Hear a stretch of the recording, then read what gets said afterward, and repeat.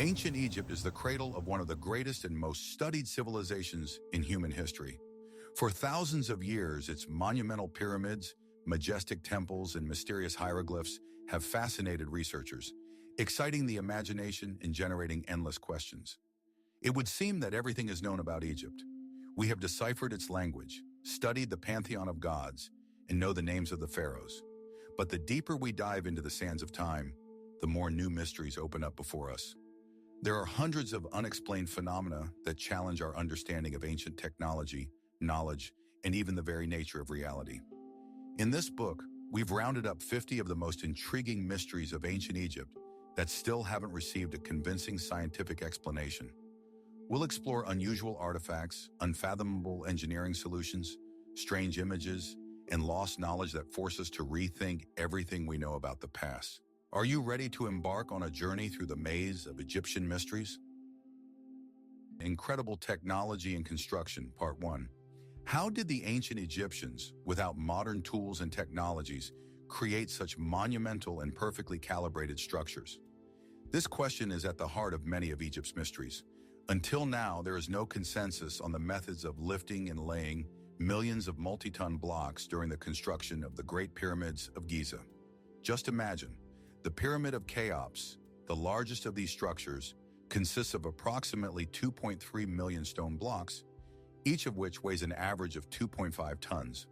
Some of these blocks, especially the granite beams above the king and queen chambers, reach 80 tons.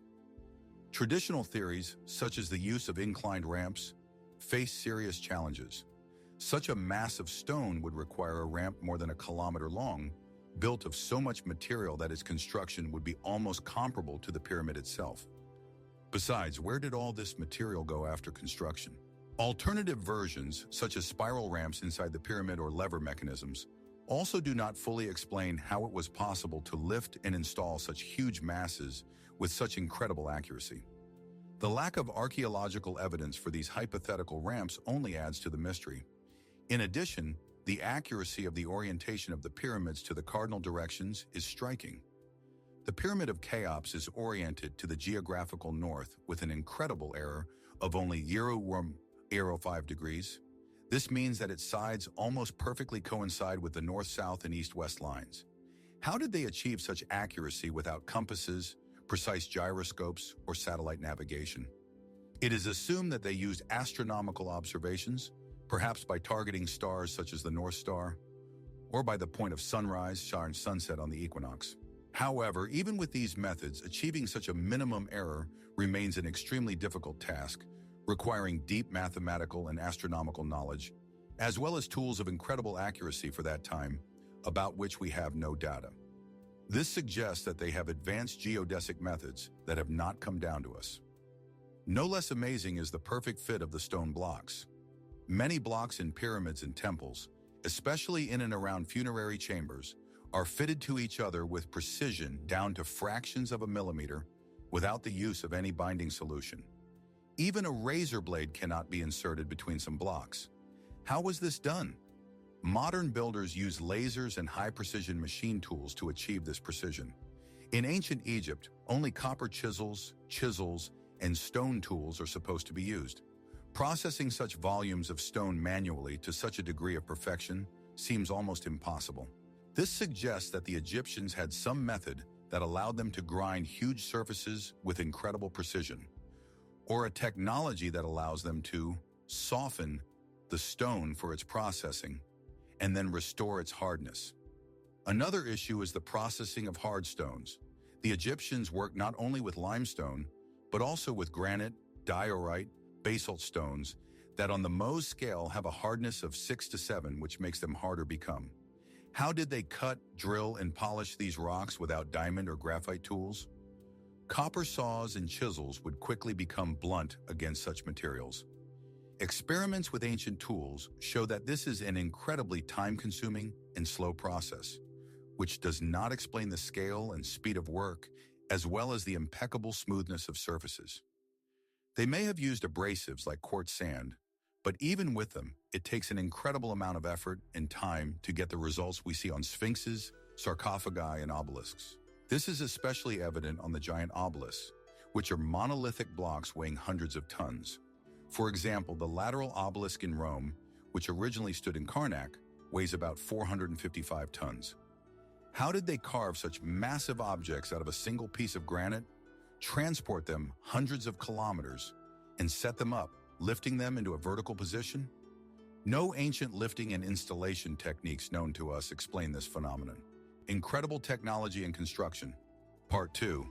Continuing the theme of amazing construction and technological achievements, we encounter other unexplained phenomena.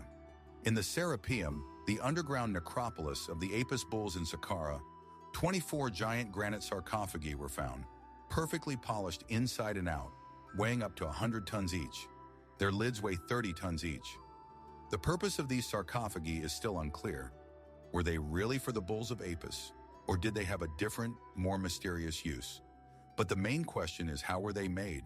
The precision of processing granite stone on internal surfaces, as well as the absolute flatness and parallelism of the walls and covers, exceed the capabilities attributed to ancient Egyptian tools. Many researchers point out that such precision processing requires the use of sophisticated machinery that can operate at tremendous pressure and speed. The unfinished obelisk in Aswan gives us some insight into the process of extracting granite blocks from the quarry. This colossal obelisk, if completed, would reach 42 meters in height and weigh about 1,200 tons. It was left behind because of a crack in the stone. Although we can see traces of work showing how the workers hollowed out the stone, this does not explain how they were going to remove such a massive block without splitting and then transport and lift it. The scale of this unfinished work only underscores the ambition and unknown methods possessed by the ancient builders. The lack of tools capable of doing this kind of work is one of the greatest mysteries.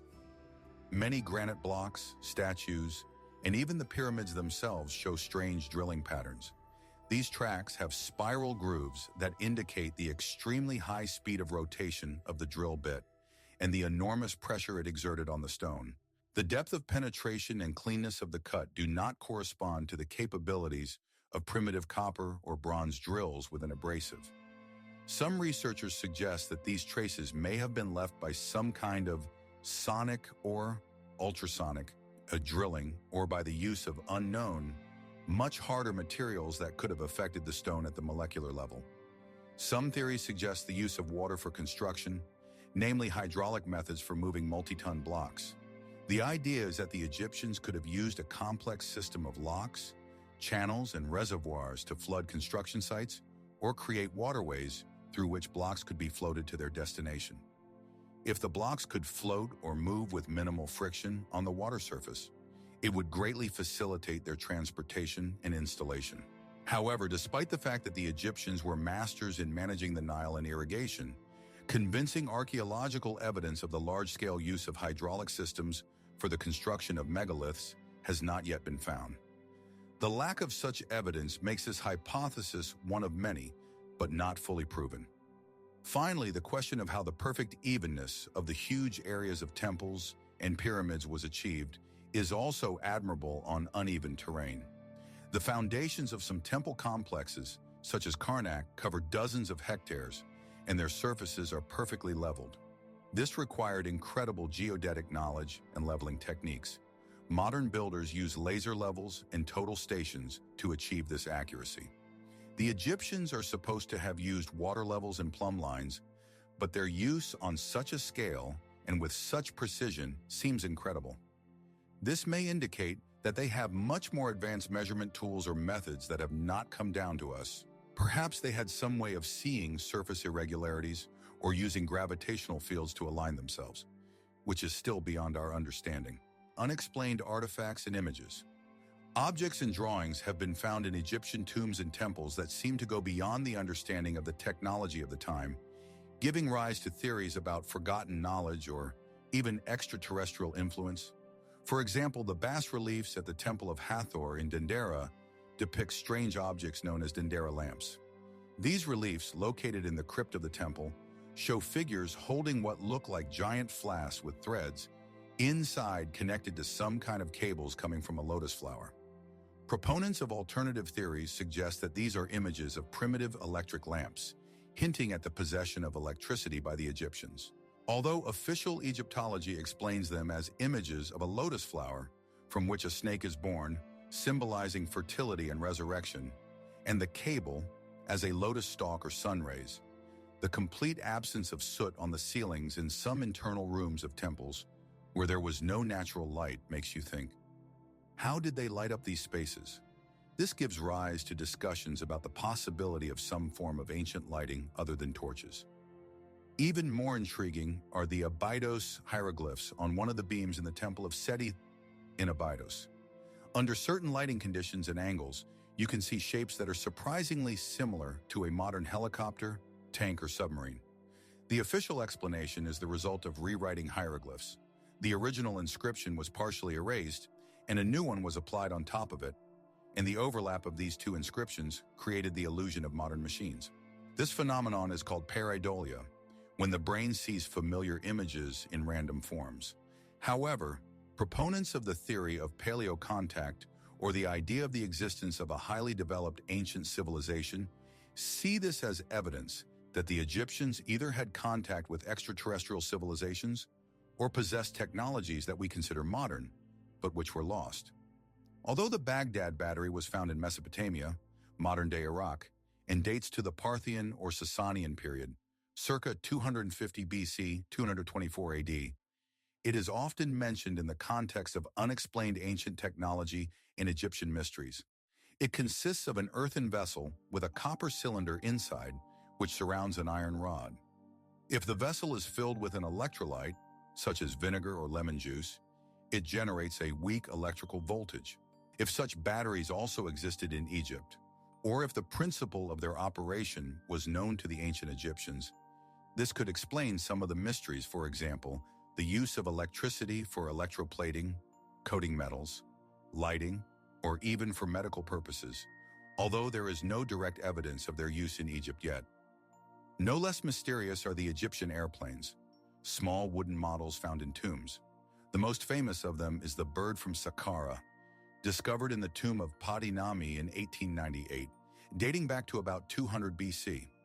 This model is 15 centimeters long and has wings with an unusual bend and a vertical tail stabilizer, which gives it the aerodynamic properties characteristic of gliding vehicles, and not for ordinary birds. Was it just a toy, a decorative object, or was it a prototype of an aircraft? If the latter, it would mean that the ancient Egyptians had a much deeper knowledge of aerodynamics than is commonly believed. Experiments with copies of this model have shown that it is indeed capable of gliding flight. Thousands of perfectly symmetrical giant vases made of hard rocks, such as diorite, granite, and porphyry, were discovered. These vessels, found mostly in the underground galleries under Djoser's Pyramid in Saqqara, are striking in their thin walls and intricate internal curves. Turning such products by hand, without lathes that appeared much later, seems almost impossible, especially given the hardness of the material. Some of them show traces that could only have been left by rotating tools. This raises the question of whether the Egyptians had some unknown mechanical devices or stone processing methods that were superior to primitive technologies. The eyes on the statues, made of quartz, rock crystal, and other materials, also remain mysterious. For example, the eyes of the statue of Kaya from Saqqara, dated to about 2450 BC, are so realistic that they create a live gaze effect, as if the statue is watching you. The pupils are made of quartz with high precision, which allows you to create the effect of glare and depth. Achieving this effect required not only skill, but also a deep understanding of optics and material properties. This raises the question of how the Egyptians could have achieved such incredible realism and precision in processing such brittle and hard materials. Along with this, crystal lenses were also found, processed with high accuracy. One of these lenses, found in the tomb of Tutankhamun, has a focal length that indicates its possible use for magnifying or correcting vision. This suggests that the Egyptians had a knowledge of optics and were able to create tools that we believe were invented much later. Images and finds of some medical instruments, they also seem too complicated for their time. Frescoes in temples and tombs show images of surgical instruments that resemble scalpels, tweezers, forceps, and even tools for craniotomy. Archaeological findings confirm that the Egyptians performed complex operations, including amputations and removal of tumors. The question is how deep their knowledge of anatomy and surgery was, and how they were able to perform such operations without anesthesia and antibiotics while achieving a high survival rate, as evidenced by healed bones. In some tombs and on sarcophagi, there are images of aliens or hybrids. For example, the famous images of Pharaoh Akhenaten and his family, which have very elongated skulls and unusual facial features, differ from the traditional Egyptian canons. Although Egyptologists attribute this to the art style of the Amarna period or the physiological characteristics of the pharaoh, proponents of alternative theories see this as evidence of genetic mutations, an unusual race, or even contact with extraterrestrial beings. There are also images of strange creatures that do not fit into the usual fauna of Egypt, which raises questions about their origin. Finally, there are stories of glowing tombs. Ancient sources, such as the writings of Greek historians, mention that there was an eternal light inside some of the tombs of the pharaohs, which was extinguished when they were opened. In some tombs and pyramids, where there are no traces of soot from torches, the question arises how these rooms were lit. Could this have been the result of phosphorescent materials, chemical reactions, or, as the wildest hypotheses suggest, some form of ancient electric lighting? The absence of any fuel sources or traces of combustion only adds to this mystery. Lost Knowledge and Secret Societies, Part 1. The ancient Egyptians had an astounding knowledge of astronomy, mathematics, and medicine. But where did they get this knowledge, and were some of it lost or hidden? One of the main mysteries is their knowledge of constellations and the movement of planets. The Egyptians were known to have extremely accurate astronomical observations. They knew about the precession cycle of the equinoxes, a slow shift in the Earth's rotation axis that takes about 20,800 years, which required observations over millennia. Their calendar was based on the rising of the star Sirius, Sobdet, which coincided with the beginning of the Nile flood. This allowed them to accurately plan their agricultural work. How could they have accumulated such accurate astronomical data without telescopes and other modern instruments? This requires not only systematic centuries-old observations, but also deep mathematical methods to analyze this data that we don't fully understand. Perhaps they had some optical tools or techniques that have not come down to us. Their mathematical knowledge is also impressive. Pyramids and temples demonstrate the use of pi, the golden ratio PH 1.618, and other complex mathematical principles that are thought to have been discovered much later. For example, the ratio of the perimeter of the base of the Pyramid of Cheops to its height multiplied by 2 is very close to pi. The use of the golden ratio can be traced in the proportions of many structures, statues, and even in the design of hieroglyphs.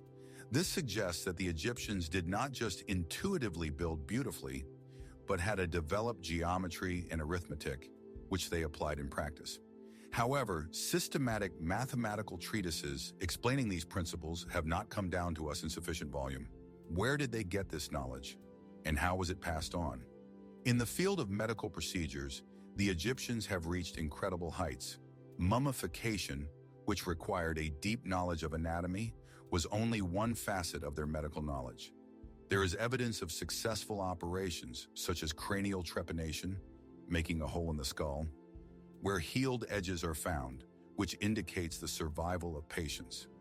Mummies with signs of dental prosthetics were found, and some texts describe complex methods for treating fractures, tumors, and other diseases.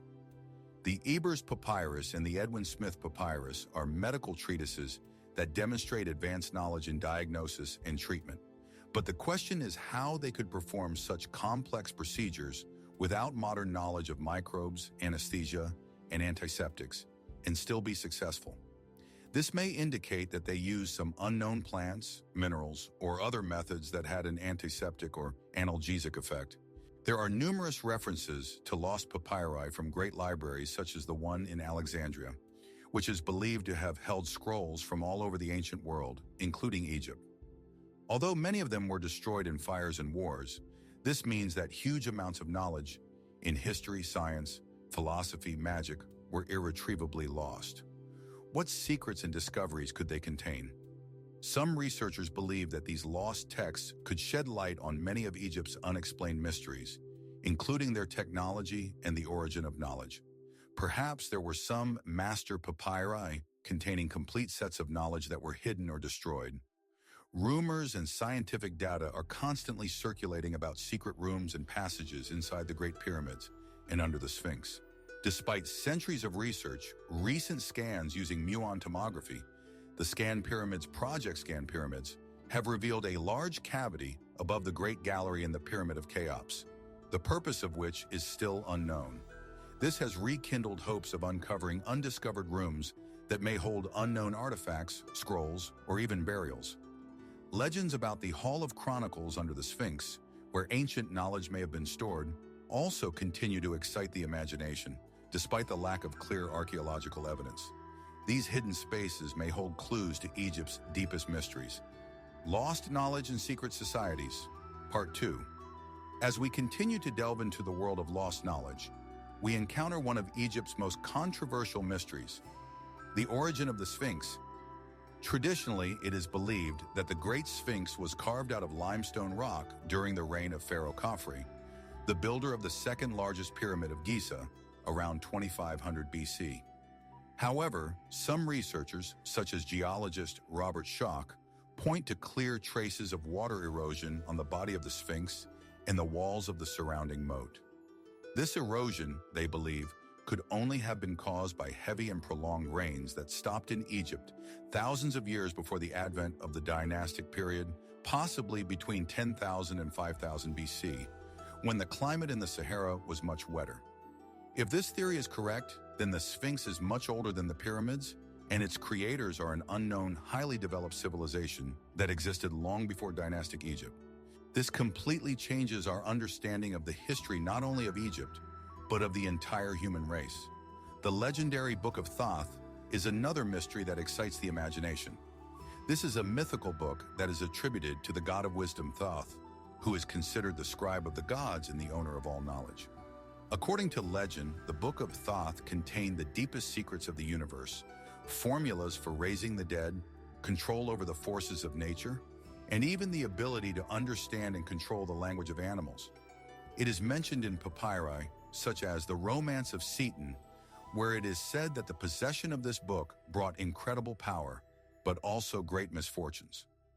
The question is, was this book ever a real text containing lost scientific or magical knowledge? Or is it just a beautiful metaphor for the profound wisdom available only to select priests? The search for this book, if it existed, is one of the main directions for alternative researchers. The secrets of mummification are also not fully understood. Although we know the main stages of the process, removing organs, drying the body with natron, wrapping it in bandages, some of the nuances and formulations used are still the subject of research. The Egyptians have achieved such perfect preservation of tissues and organs for thousands of years that modern methods of preservation cannot always be repeated. For example, the exact chemical structure of some of the resins and oils used for embalming and their interaction with tissues to prevent decomposition remains a mystery. Some researchers suggest that the priests had a deep knowledge of chemistry and biology that was far ahead of their time. Was this knowledge acquired through trial and error, or was it part of an older, lost system of knowledge? Navigational knowledge, the ancient Egyptians also raised questions. Although they were skilled river navigators, their ability to build large ships, some up to 40 meters long, and navigate the Red Sea and the Mediterranean, as well as their supposed trade contacts with distant lands such as Punt, possibly modern-day Somalia or Eritrea, indicate much more advanced navigational skills than the rest of the world. It is generally accepted. How did they navigate in the open sea without compasses and maps in the modern sense? They may have used stars, a solar compass, or some methods related to currents and winds, but their level of knowledge in these areas remains largely unclear. Some hypotheses even suggest the possibility of transoceanic travel, based on some unusual finds and indirect evidence. And finally, there is the mystery of the scrolls in the wall.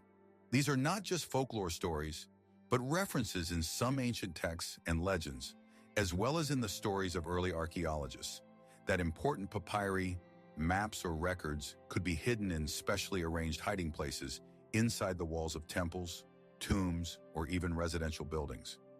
These scrolls may have contained information that the Egyptians wanted to hide from the uninitiated or preserve for future generations.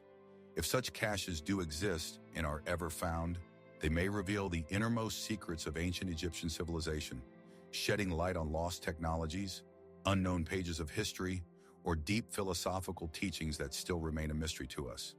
The search for such hidden repositories continues, although with varying success. Unexplored territories and hidden secrets. Part 1. Despite centuries of intensive archaeological research, vast areas of ancient Egypt remain unexplored, hiding perhaps the most important discoveries.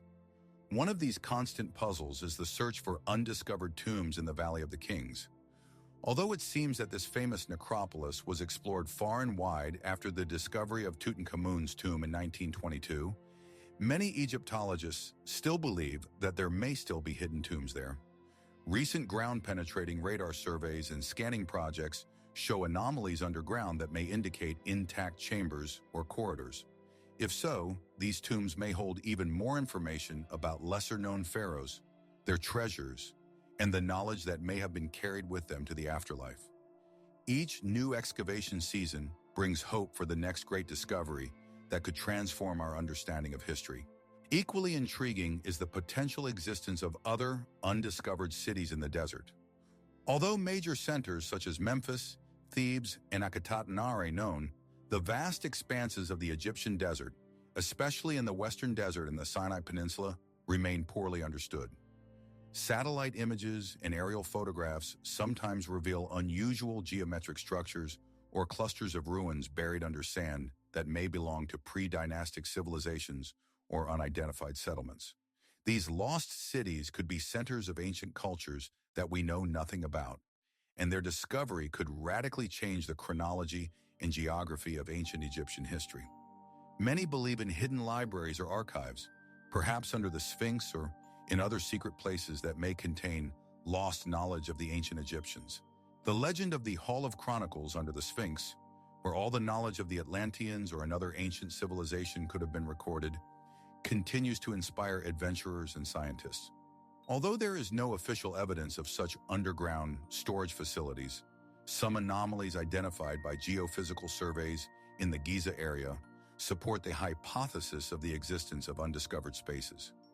If such archives really exist, they could reveal unprecedented technologies, philosophical teachings, historical chronicles, and scientific achievements that were lost as a result of cataclysms or deliberate concealment.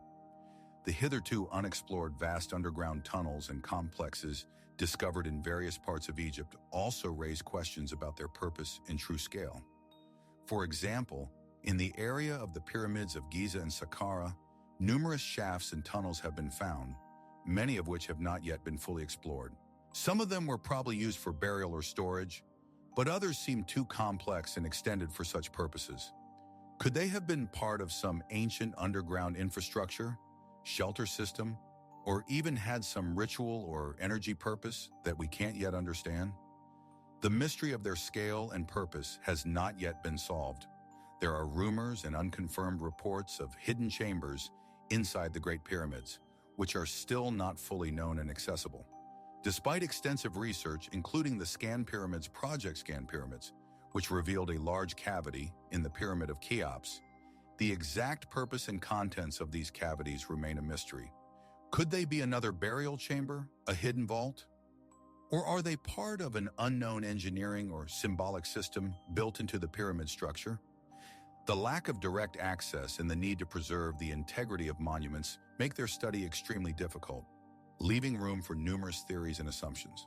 Unexplored territories and hidden secrets, Part 2. As we continue to explore the unexplored corners of ancient Egypt, we encounter intriguing hints of traces of unknown civilizations that preceded dynastic Egypt. Although archaeology traces the development of Egyptian culture through pre-dynastic periods, such as the Badari and Akkad cultures, some anomalous finds and artifacts that do not fit into the generally accepted chronology are thought-provoking. For example, the workmanship of some of the granite vessels from Saqqara, which seems to exceed the capabilities of the early dynastic periods, suggests the existence of older, highly developed cultures whose traces were almost completely erased by time or cataclysms. Could they have been predecessors who passed on certain knowledge and technologies? Or are they completely separate branches of development that we don't know anything about yet? It is possible that there are undiscovered parts of Giza that may hide more ancient structures or secret passages. Despite extensive excavations, the area around the pyramids and the Sphinx is huge, and many of its sites have not yet been subjected to a deep systematic study. Satellite images and Ghairadani ground-penetrating radar surveys sometimes reveal unusual underground anomalies that can be anything from ancient riverbeds to unknown structures. Perhaps beneath the layers of sand and rubble are even more ancient structures that predate the pyramids and the Sphinx and may shed light on their true purpose and history. Legends about the lost Golden City, hidden somewhere in the sand, have been stirring the minds of researchers for generations. It can be either Akhetaten, the city of Pharaoh Akhenaten, which was deliberately abandoned and destroyed, or completely unknown settlements. Some ancient texts mention rich cities whose names are now forgotten, and which may have been completely swallowed up by the desert. If such a city is found, it could be a source not only of incredible archaeological treasures, but also of new historical data that could change our understanding of ancient Egyptian geography and culture. It also raises questions about the true purpose and age of some of the megalithic structures, which are supposed to be older than dynastic Egypt and may have been created by unknown builders. An example is Nabta Playa in the Western Desert, where megalithic circles and stone structures dating back to about 7,000, 5,000 BC have been discovered. These structures, which are believed to have been used for astronomical observations, predate the pyramids by millennia. Who were these people who possessed such deep astronomical knowledge and abilities for monumental construction, and what was their influence on the subsequent Egyptian civilization? Their existence casts doubt on the generally accepted chronology of the development of civilization in this region. Finally, the mystery of the unexplained terrain anomalies detected by satellite scanning remains. Modern technologies, such as ground-penetrating radar systems and infrared satellites, allow you to see structures hidden under the sand.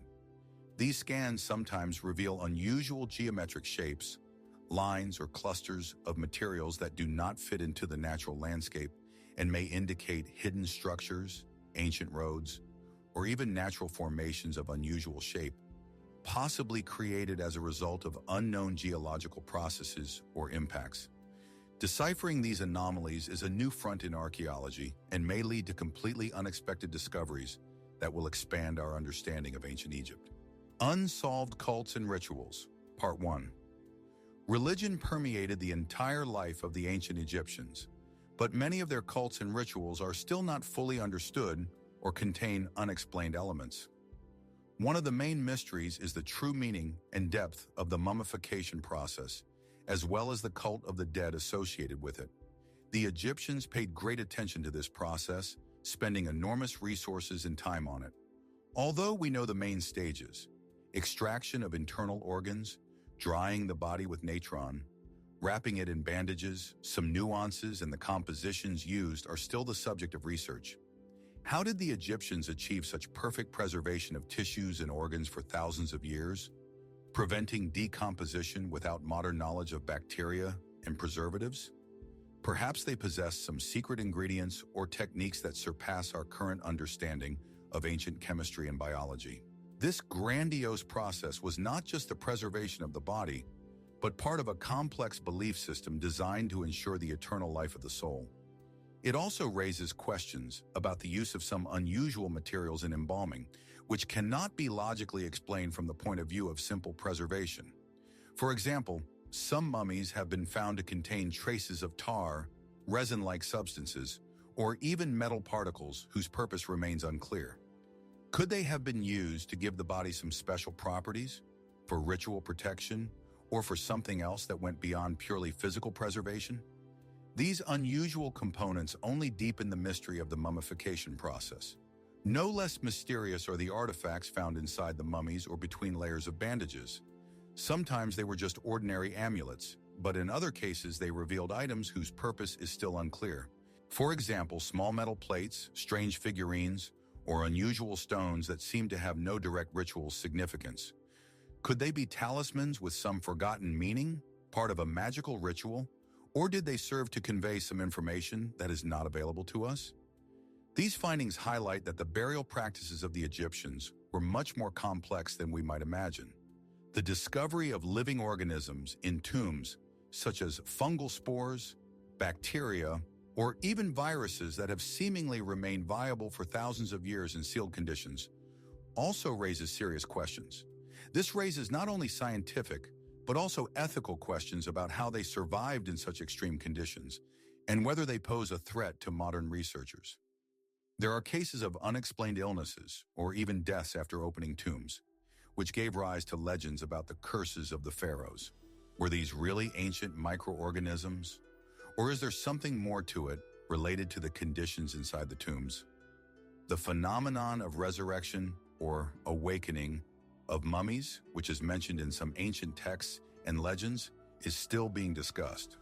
Of course, this should not be taken literally as a physical resurrection, but it begs the question, was there some ritual or symbolic action that could symbolize this?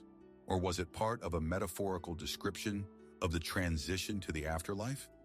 Perhaps this was due to the revival of Ka, life force, or Ba, soul, or it was a question of some sleeping states from which it was possible to awaken something related to the mummy. For example, its energy or memory.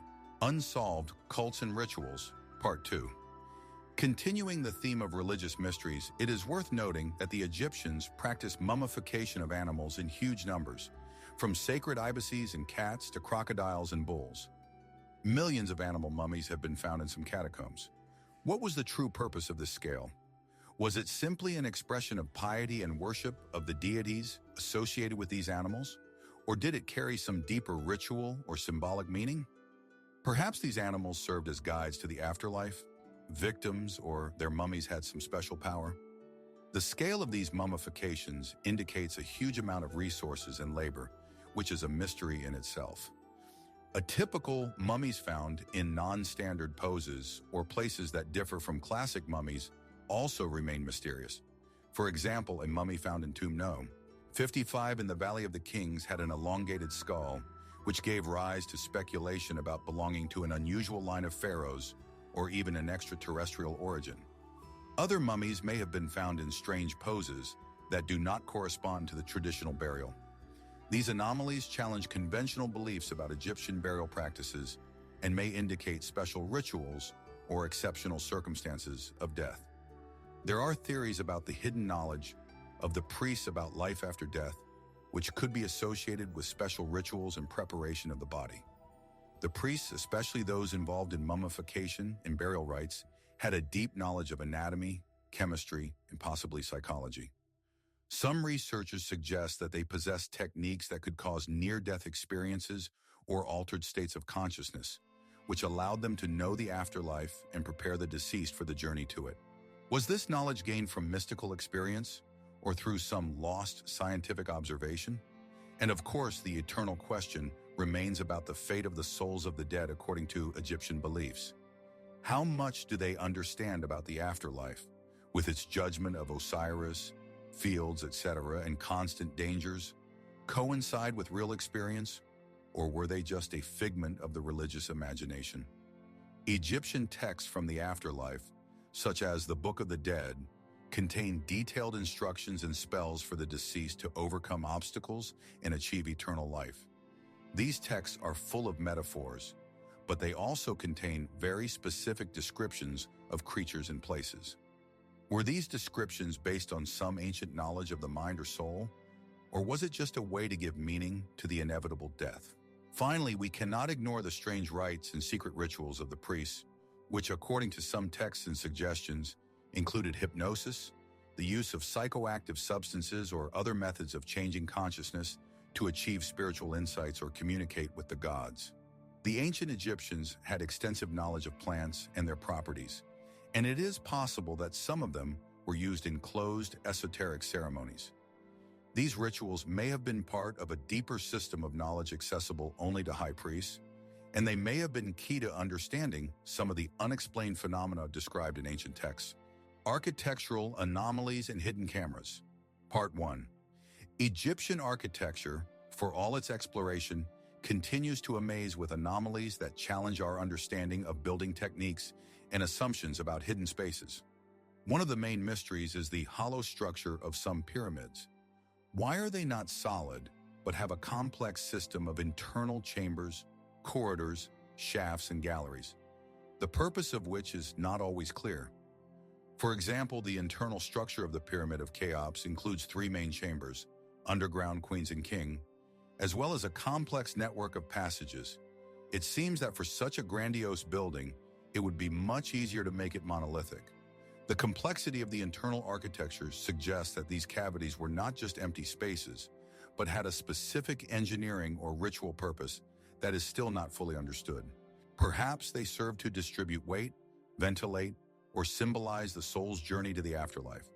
Particularly intriguing is the Great Gallery in the Pyramid of Cheops, an impressive inclined passage 47 meters long and 8.5 meters high, with a unique vaulted structure and mysterious grooves on the walls. Its true purpose is still a matter of debate. Some believe it was a ramp to move massive granite blocks into the king's chamber, but the width and slope of the gallery make this extremely difficult. Others suggest that it served to place some huge mechanism or ritual object, or even served an acoustic function. Mysterious grooves on the sides, which could be inserted wooden beams, remain without a clear explanation, adding mystery to this engineering miracle.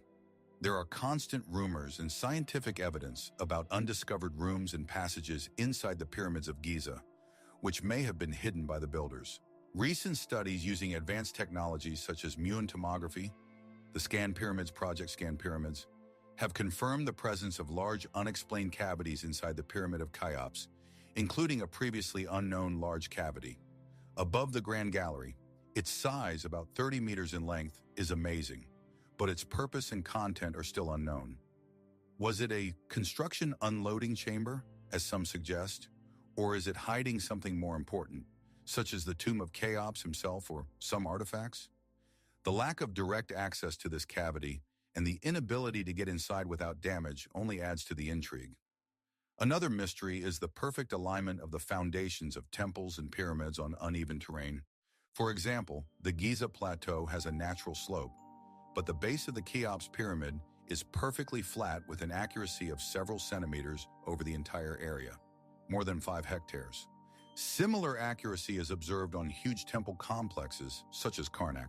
How did the Egyptians achieve such amazing flatness over such vast areas without modern geodetic instruments such as laser levels or total stations? It is assumed that they used a system of water channels filled with water to determine the horizontal or complex methods using plumb lines and stretch ropes. But even with these methods, achieving such precision on a huge scale seems phenomenal. In the Temple of Abu Simbel, carved into the rock, the accuracy of the solar orientation is amazing.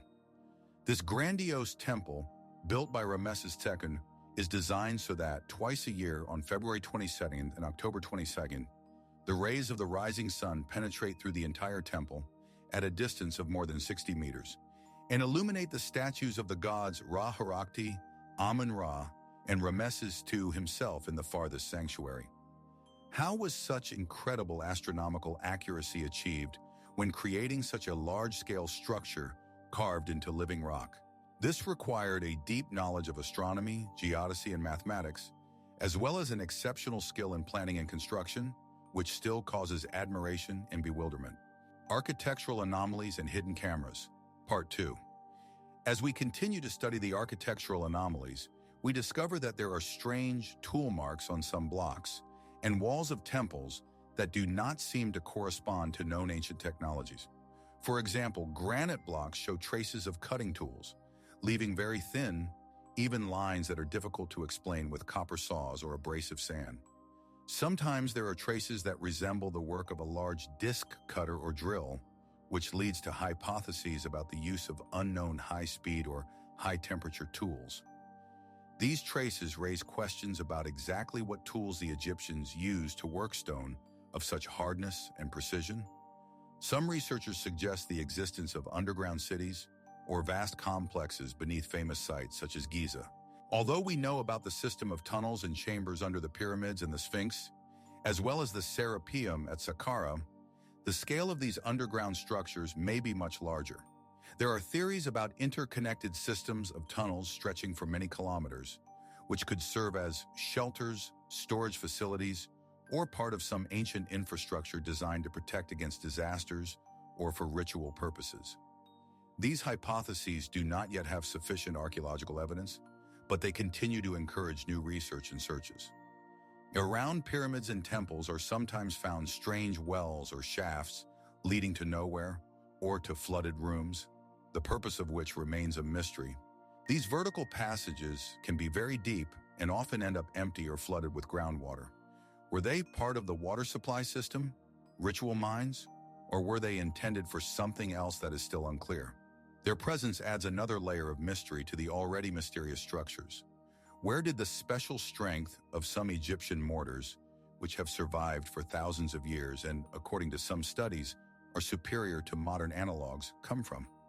Although the Egyptians did not use cement in the modern sense, their mortars used in masonry, as well as for plastering and finishing, were incredibly durable.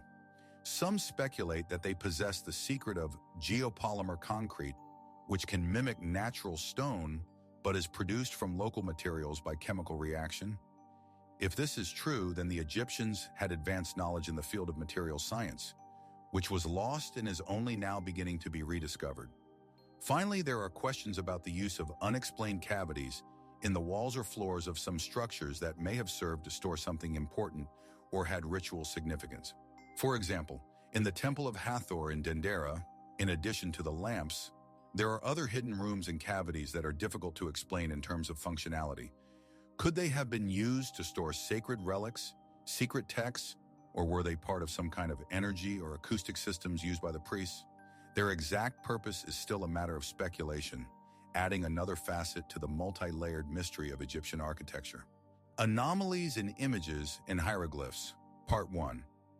Hieroglyphs and images of ancient Egypt are not just a language and art, but also a potential source of hidden knowledge and anomalies that raise many questions. Among the most intriguing are images of pharaohs with strange skulls.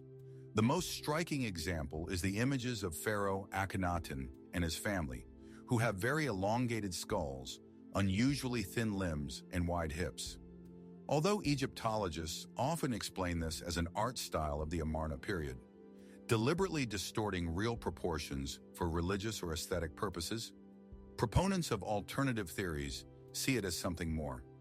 Some suggest that this is evidence of genetic mutations, for example, Marfan syndrome, artificial deformation of the skull, which was practiced in some ancient cultures, or even a hint of extraterrestrial origin if these images are literal portraits. The absence of such images before and after the Amarna period only adds to this mystery, making us wonder about the true appearance and origin of these rulers. In some tombs, there are images of unknown creatures that do not fit into the known Egyptian pantheon or zoology. These can be either fantastic beasts that do not look like ordinary mythological creatures, or images that seem to represent animals that should not have been in Egypt at that time, or their description is too strange. These anomalous images raise questions.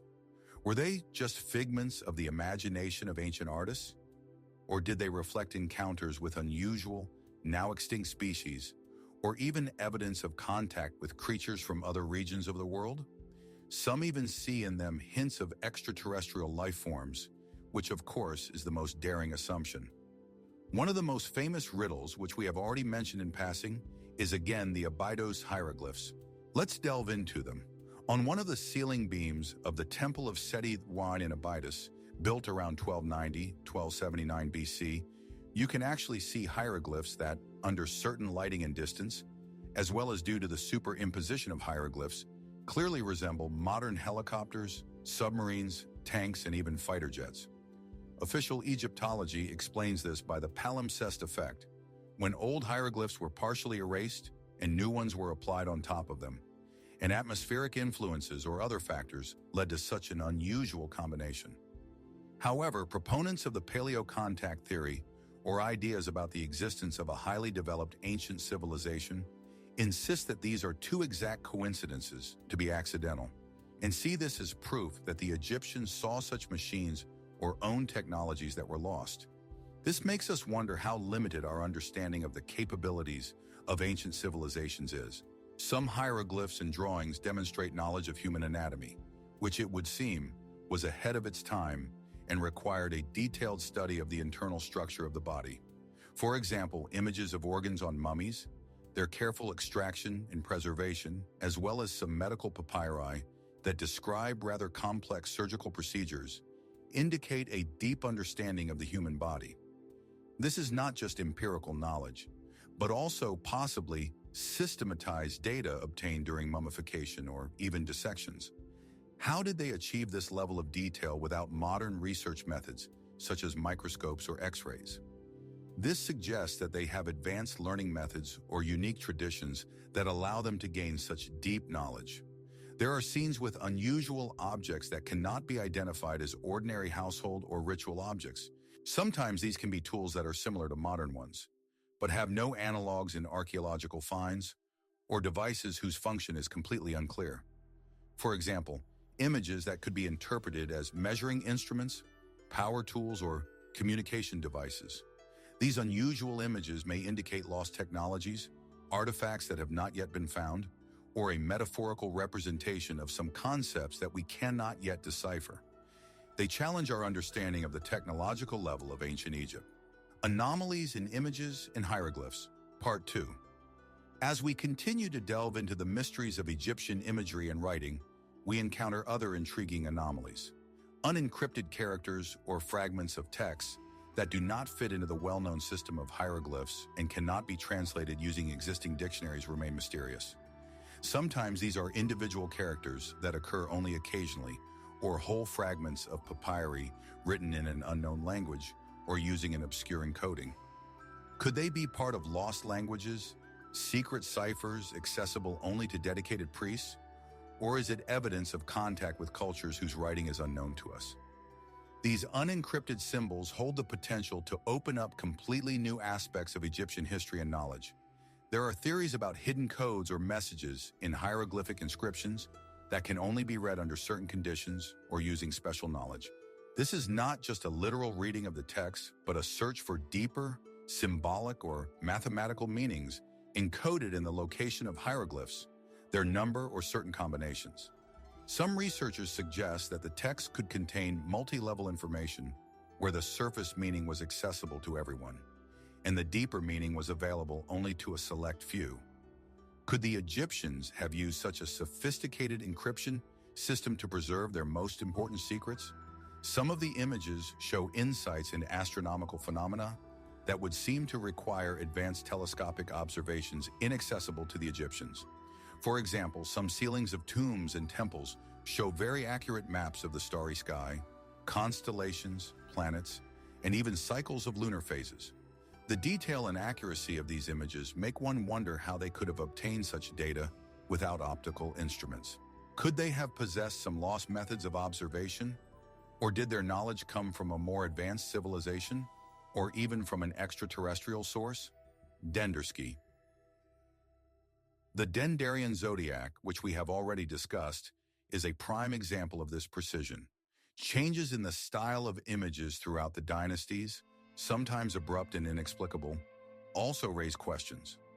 Although the art of any civilization evolves, some changes in Egyptian art seem too sudden or radical to be explained by internal evolution alone. This may indicate external influences, such as contacts with other cultures that brought new artistic canons, or significant cultural shifts that led to a revision of aesthetic principles.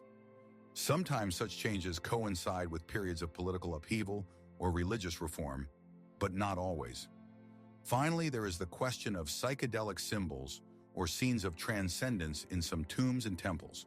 Some images, especially in the Book of Gates or the Book of Amduat, which describe the afterlife, contain surreal and abstract elements that can be interpreted as visualizations of altered states of consciousness.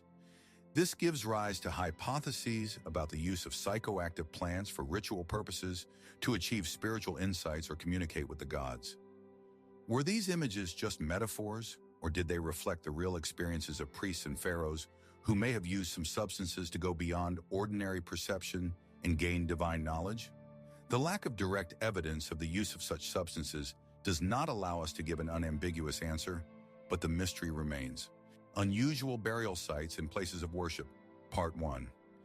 In addition to the famous pyramids and tombs, ancient Egypt holds the secrets of unusual graves and places of worship, whose purpose and meaning are still unclear.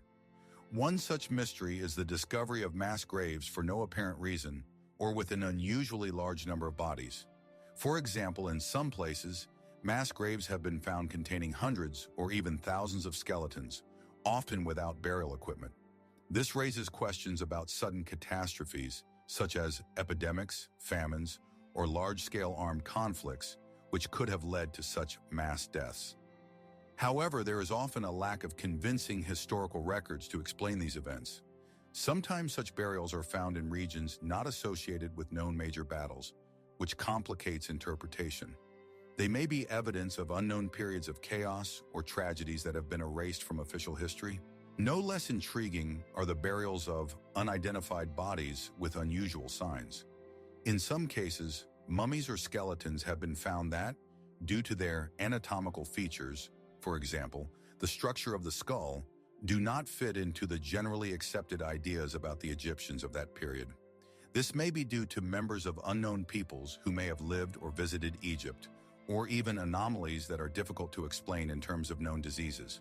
For example, the mummy known as the spacesuit woman from Luxor, or some bodies with unusually elongated skulls, have sparked discussions about who these people were and where they came from, possibly pointing to previously unknown migrations or genetic features. There are rumors and archaeological evidence of hidden tombs outside the known necropolises, which may be located in remote and inaccessible places in the desert or in the mountains. Despite extensive research, vast areas of Egypt remain unexplored. Local traditions and records of early explorers sometimes mention untouched tombs waiting to be discovered. If such burials exist, they may contain priceless artifacts and papyri that could shed light on unknown aspects of ancient Egyptian culture, history, and religious beliefs. The search for such lost tombs remains one of the most exciting challenges for modern archaeologists. Some places of worship, such as Jebel el Silsila, where ancient quarries were discovered, were also used for rituals. This huge complex of granite quarries from which stone was extracted for many temples also contains numerous chapels, shrines, and stelae. Its true meaning and connection to stone mining remains a mystery. Why was such an important industrial site also a place of worship? Perhaps this was due to a belief in the spirit of the stone, which had to be pacified before it was extracted, or it was a place where special rituals were performed to ensure successful work and protect workers. This demonstrates the deep integration of religion in the daily life of the ancient Egyptians, but the details remain unclear. The unusual landmarks of some burials also remain mysterious, point to stars or specific geographical locations. For example, some tombs or even entire necropolises seem to be aligned with the rising or setting of certain stars, or point to significant points in the landscape. This may indicate astronomical or geodetic knowledge that the Egyptians used in planning their burial complexes, but which we do not fully understand. Could these landmarks serve to help the soul of the deceased in the afterlife? Or did they have more practical applications related to navigation in the starry sky? Unusual burial sites and places of worship, Part 2. Continuing the theme of unusual burial practices, we are faced with the discovery of mummies with unusual artifacts that are not typical of Egyptian culture. From time to time, Egyptian tombs are found to contain objects that seem to have nothing to do with ancient Egypt. For example, strange jewelry, fabrics, or even fragments of dishes that are more reminiscent of objects from other distant cultures. This gives rise to theories about long-distance contacts and trade routes that were more extensive than commonly believed, or even about unknown influences. Could these artifacts have been gifts, trophies, or did they belong to people who came to Egypt from faraway lands and were buried in accordance with local customs, but with their own belongings? Why were some tombs and sarcophagi found to contain traces of unusual liquids or materials that defy chemical analysis and could have been used for some unknown purpose? For example, in some sarcophagi, thin layers of unknown substances were found that are not the remains of embalming or rotting. Could they have been part of unknown rituals designed to protect the body, give it special properties, or were they used to create some special atmosphere inside the tomb? These chemical mysteries require further investigation. There are also burials without bodies, or cenotaphs, which may have been symbolic or had a deeper ritual meaning. For example, in Abydos, so-called burials were discovered, which seemed to be intended for specific pharaohs, but did not contain their bodies. Sometimes they may have been symbolic tombs created to honor the deceased elsewhere. But in other cases, their purpose remains unclear. Could they serve for ritual rebirth or be associated with special mystical practices where the physical body did not play a major role? This raises questions about the nature of Egyptian beliefs in the afterlife and how they envisioned existence after death. Finally, the great mystery is the use of certain funerary structures as observatories or calendars.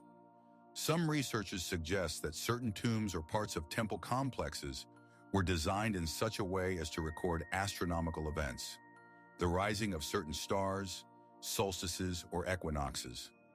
This implies the dual purpose of structures, not only as burial sites or places of worship, but also as complex astronomical instruments.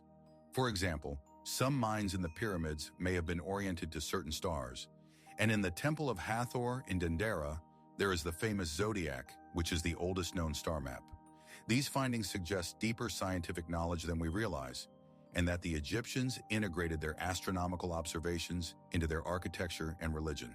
Unexplained disasters and disappearances. Part 1. The history of ancient Egypt, like any other great civilization, is inextricably linked with sudden and sometimes inexplicable events that could change its course or lead to mysterious disappearances. One of these mysteries is the mention of sudden falls of dynasties. For example, the transitions from the ancient kingdom to the first transition period, and then from the Middle Kingdom to the second transition period, are characterized not just by a change of rulers, but by deep social, political, and economic collapses. These falls often occurred not as a result of isolated wars or internal coups, but seemingly for no apparent reason, as if entire state structures were falling apart, sinking into oblivion. There is still debate about what exactly was the catalyst for such large-scale and relatively rapid crashes. Was it prolonged droughts, reduced Nile flooding, internal uprisings, external invasions, or a combination of all these factors? The lack of clear and comprehensive historical records that explain these events leaves a lot of room for theories, including hypotheses about unknown natural disasters or even sudden changes in the management system that led to decentralization and decline. No less intriguing is the evidence of mass population migrations, when entire regions were deserted and people left in an unknown direction, leaving behind abandoned cities and settlements. Archaeological evidence sometimes indicates a sudden cessation of life in certain areas, with no obvious signs of destruction or violence. For example, some oases that were once thriving centers were suddenly abandoned. The reasons for such migrations can be diverse. Climate change, drying up of water sources, changing trade routes, or some unknown social or political upheaval. In some cases, the migrations may have been caused by massive diseases that forced the survivors to seek new habitats. However, the lack of direct evidence or direction of these migrations makes their true cause one of many unsolved mysteries. The periods of complete oblivion of some pharaohs or dynasties from official history also remain a mystery. The most striking example is Pharaoh Akhenaten and his successors from Amarna period, whose names were deliberately erased from monuments and their images were destroyed. However, there were other periods when information about entire dynasties or individual rulers is extremely scarce or completely absent, as if their existence was deliberately erased from memory. Why was this happening? Was it a political purge connected to religious differences, as in the case of Amarna, or was it the result of some catastrophic event that led to the loss of records and oblivion of entire epochs? Perhaps some rulers were so unpopular or their rule was so disastrous that they were erased from history in an attempt to prevent a repeat.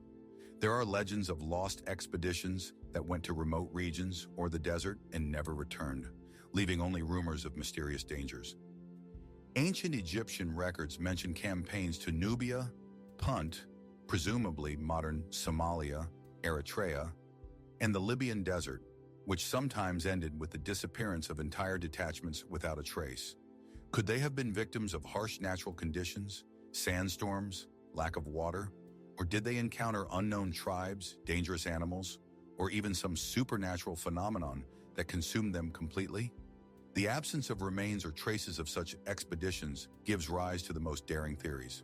There are descriptions of unexplained diseases or epidemics that affected entire cities or regions and led to mass death of the population, which have no analogs in modern medicine. Ancient texts, such as the Ebers Papyrus, describe some diseases, but others seem to have led to disastrous consequences and rapid spread, leaving no clear medical descriptions by which to identify modern analogs. Were these unknown pathogens that disappeared from our environment? Or were they specific conditions that caused mass poisoning or reactions to changes in the environment? These plagues described in ancient sources remain dark pages in the history of Egypt, the causes of which are still unclear. Unexplained Disasters and Disappearances, Part 2. As we continue to explore the factors that led to collapses and disappearances, we turn to more global and even cosmic theories. Some researchers suggest the impact of cosmic events such as meteorites or comets, which could cause disasters and climate change. Although there is no direct archaeological evidence of major impacts in Egypt from this period, indirect evidence such as sudden changes in sea level, dust clouds blocking sunlight, or short but intense periods of cold weather may have been caused by such events. These cataclysms may have led to mass starvation, destruction of infrastructure, and destabilization of society, explaining some of the sudden decline of civilization. Anomalous natural phenomena, such as unexplained droughts or floods that went beyond the normal Nile cycles and could destabilize society, also remain mysterious. Although the Egyptians were adept at managing the Nile's floods, periods of extremely low or catastrophically high floods that could not be explained by normal weather conditions could lead to famine, destruction, and displacement. Some geological studies show that in the history of Egypt, there were periods when the Nile changed its course, or its regime was extremely unstable, which could be caused not only by climatic changes, but also by unknown geological or tectonic processes. There are theories about sudden changes in geological activity, such as earthquakes or crustal shifts that could destroy cities and alter the landscape. Egypt is located in a seismically active region, and large earthquakes may have occurred in ancient times.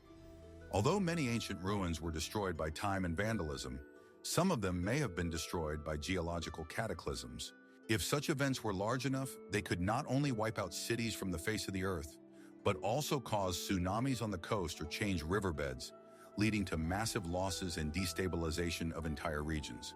However, the exact dates and scale of such ancient earthquakes are often a matter of debate. And of course, there is always the question of secret plots or hidden forces that could influence the fate of pharaohs and entire dynasties, but remained undocumented. Egypt's history is full of intrigue, but could there have been deeper, hidden forces such as secret societies, religious sects, or even groups with knowledge unknown to us that could manipulate the political situation, cause uprisings, or even arrange assassinations of rulers without leaving a clear trace? References to palace intrigue, magic, and curses in ancient texts may be just the tip of the iceberg of a more complex and hidden struggle for power and influence. These invisible hands may have been the true cause of some unexplained crashes and disappearances. Delving into the secrets of construction, Part 1. How did the ancient Egyptians, without modern tools and technologies, create such monumental and perfectly calibrated structures? This question is at the heart of many of the mysteries of Egypt, and the deeper we delve into the details, the more inexplicable moments arise. Until now, there is no consensus on the methods of lifting and laying millions of multi-ton blocks during the construction of the Great Pyramids of Giza. Consider, for example, the Pyramid of Cheops. It consists of approximately 2.3 million stone blocks. The average weight of each such block is about 2.5 tons. However, this is only an average figure. Many blocks, especially in the upper part of the structure, as well as those that form the burial chambers and unloading arches, reach an amazing size, weighing 10, 20, 50, and even 80 tons, such as the granite beams above the king's chamber. Traditional theories about construction, such as the use of inclined ramps, face serious logistical and physical challenges. There are several variations of ramp theories: rectilinear ramps, encircling spiral ramps, and internal spiral ramps. A straight ramp leading to the top of the 146-meter pyramid with a slope safe for lifting heavy loads, about 7 to 8%, would have to be more than a kilometer long. To build it, it would require a volume of material that would be comparable to half of the pyramid itself. The question is not only the construction of such a ramp, but also where all this huge amount of material went after the completion of the pyramid. There is no archaeological evidence of such large-scale ramps. Spiral ramps encircling the outside also pose challenges. How to ensure the stability of the ramp when lifting multi-ton blocks to a height? And how could workers turn huge blocks on narrow turns of the ramp? Internal spiral ramp discovered by the Scan Pyramids project, Scan Pyramids in Khufu Pyramid, does not yet answer the question about lifting the heaviest blocks to the top. It is too narrow and cannot provide the necessary mechanics for working with multi-ton stones. In addition, the question of how the blocks raised on the internal ramps were moved to the external lining remains open. Another theory, lever theory or rollover theory, involves using levers or swinging platforms to lift blocks. According to this hypothesis, the blocks could be raised gradually on one side, and then new stones or mounds were placed under them, creating a kind of ladder. However, this method is extremely slow and time-consuming, and its effectiveness is greatly reduced with increasing height and weight of the block. Moving an 80-ton beam hundreds of meters up in this way seems almost impossible. Given the estimated pace of construction, one pyramid per 20 to 30 years, none of these traditional theories explain the scale, complexity, or speed of the work. This leads some researchers to turn to more alternative hypotheses, including the use of unknown physical principles, for example, sound levitation, although this is pure speculation, or highly efficient but lost hydraulic or mechanical devices. The absence of any drawings, models, or detailed descriptions of such technologies only adds to the mystery. Among other things, the issue of labor organization remains. How were the vast masses of people, tens of thousands of workers, managed, fed, housed, and coordinated without modern means of communication? This in itself is a monumental achievement that goes beyond the usual understanding of ancient civilizations. Moving on to the next puzzle, the accuracy of the orientation of the pyramids to the cardinal directions is striking. The Pyramid of Cheops is oriented to the geographical north with an incredible error of only 0.05 degrees. This means that its sides almost perfectly coincide with the north-south and east-west lines. By comparison, this is a more accurate alignment than many modern buildings. How did they achieve such accuracy without compasses, precise gyroscopes, or satellite navigation, which are the foundation of modern geodesy? It is assumed that the Egyptians used astronomical observations. One theory is that they could have been guided by the stars by observing them during the night. For example, using two stars from the constellation Ursa Major or Ursa Minor, which revolve around the celestial pole. By finding a point that remains stationary, they could determine the north. Another theory suggests using the sunrise, sunset point on the equinox, or observing the shadow of a gnomon, vertical pillar, during the day to determine the north-south line. However, even with these methods, achieving such a minimal error, only a few hundredths of a degree, remains an extremely difficult task, requiring deep mathematical and astronomical knowledge, as well as tools of incredible accuracy for that time, about which we have no data. For example, even when using a gnomon, accurate determination of true north without complex mathematical adjustments is extremely difficult. It is difficult because of the visible movement of the sun. This suggests that they have advanced geodetic techniques, perhaps involving the use of water levels over large areas or other unknown measurement and positioning techniques that have been lost. Delving into the secrets of construction, Part 2. As we continue our exploration of the unfathomable achievements of the ancient Egyptians, we are confronted with the mystery of the perfect fit of stone blocks.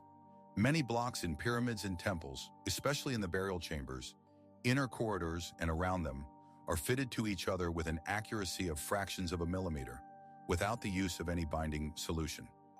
In practice, this means that even a razor blade cannot be inserted between some blocks. This is especially impressive when it comes to the multi-ton blocks of granite that form the walls and ceilings of the king and queen's chambers in the Pyramid of Cheops, or the basalt blocks in the funeral temple of Chephren. How was this done? Modern builders use lasers and high-precision numerical control machines to achieve this precision. In ancient Egypt, only primitive copper chisels, stone hammers, and abrasive powders such as quartz sand are supposed to be used. The theory that the Egyptians used wet grinding with an abrasive solution, sand with water, and copper tools seems insufficient to explain such precision on huge surfaces. To sand and grind together such massive blocks to such perfect flatness would require incredible effort, time, and precision that is difficult to reproduce even in a laboratory setting. In addition, how did they lift and move these blocks after sanding so that they perfectly fit into place without mortar? Any slight misalignment or even a speck of dust could disrupt such a perfect fit. This suggests that the Egyptians had some method that allowed them to grind huge surfaces with incredible precision, perhaps using some unknown methods of vibration or even some technique of softening the stone and then restoring it to a solid state, which of course is pure hypothesis. There is also the theory of geopolymer concrete, which suggests that the blocks were not cut, but cast on site from a specially prepared mixture that mimics natural stone. This could explain the perfect fit, but research so far does not provide unambiguous evidence for such a method for all pyramid blocks. Another critical issue is the processing of hard stones. The Egyptians worked not only with relatively soft limestone, but also with extremely hard rocks such as granite, diorite, basalt, and quartzite. These stones on the Mohs scale have a hardness of 6 to 7 or even higher, which makes them harder to become. How did they cut, drill, polish, and shape these rocks without diamond, graphite, or other modern tools? Copper saws and chisels would quickly become blunt against such materials, and even the use of abrasive sand, quartz, as a cutting agent does not explain the speed and cleanliness of the cuts. Experiments with ancient tools show that working hard rocks in this way is an incredibly time-consuming, slow, and inefficient process that does not correspond to the scale and quality of the work performed. Consider the evidence. Many granite blocks are found to have perfectly smooth cuts, as if made with giant saws. Some surfaces show distinctive marks that indicate the use of circular saws. Moreover, the Cairo Museum houses many samples with mysterious drilling marks that look like the result of high-speed core drills. These tracks have spiral grooves that indicate the extremely high speed of rotation of the drill bit and the enormous pressure it exerted on the stone, creating an incredible depth of penetration in one revolution. Such traces cannot be left by copper pipe drills with sand. The rate of advance of the drill bit in stone, which can be calculated from these traces, is many times higher than the capabilities of any known ancient technologies. This gave rise to hypotheses about ultrasonic drilling, or the use of some unknown, much harder materials that could affect the stone at the molecular level, or even the use of methods that made it possible to temporarily change the properties of the stone. Polishing granite and diorite to a mirror-like shine, as seen on huge statues, sarcophagi, and obelisks, also remains a mystery. To achieve such a surface requires the finest abrasives in a very long time, and most importantly, the perfect mechanical effect. All these anomalies in the processing of hard rock indicate that the ancient Egyptians possessed technologies and knowledge that significantly exceed our current understanding of their capabilities and which may have been lost to subsequent generations. Delving into the secrets of construction, Part 3. As we continue our dive into the engineering wonders of ancient Egypt, we encounter yet another grand mystery: the giant obelisks. These monumental structures, carved from a single piece of granite, impress the imagination with their size and weight, reaching tens of meters in height and hundreds of tons of mass. For example, the Lateran obelisk, which now stands in Rome, was originally erected in Karnak by Pharaoh Thutmose III, but completed by Thutmose IV and Ramesses II. Its height is 32 meters, and its weight is about 455 tons. The unfinished obelisk in Aswan, if completed, would reach 42 meters in height and weigh approximately 200 tons. Just imagine, this is the weight of more than 200 modern passenger cars. The process of creating such an obelisk began with its extraction from the rock mass in the quarries. In the example of the unfinished obelisk in Aswan, we can see traces of work. Workers hollowed out the stone around the perimeter using basalt balls to crush granite. It was an incredibly time-consuming and slow process. However, the very process of cutting such a huge monolithic block so that it does not crack and collapse under its own weight during operation already raises questions. How could they accurately calculate the loads and stresses in the stone to ensure its integrity? The lack of modern tools such as diamond saws or hydraulic presses makes this task even more astounding. Any mistake could cause the obelisk to split, as it did with the Aswan giant. After extraction from the quarry, the most difficult stage began: transportation. Obelisks had to be moved over huge distances, sometimes hundreds of kilometers, to the installation site. Most often, they were floated along the Nile on specially built giant barges. But how were they loaded onto these barges? Colossal ramps and lever systems would have been required to move hundreds of tons of granite toward the water. Then there was the problem with the barge itself. It had to be strong enough to support that much weight and stable enough not to tip over. Some suggest that several barges connected together were used, or that the obelisks were moved through the water using floating pontoons. Navigating such a massive raft on a river with a changing current, avoiding shoals and obstacles, required incredible navigation and engineering skills.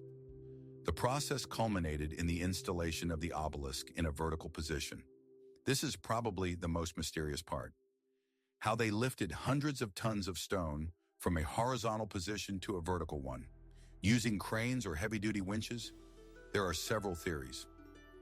One of them involves the construction of a huge earth ramp, along which the obelisk was pulled up to a vertically standing pedestal.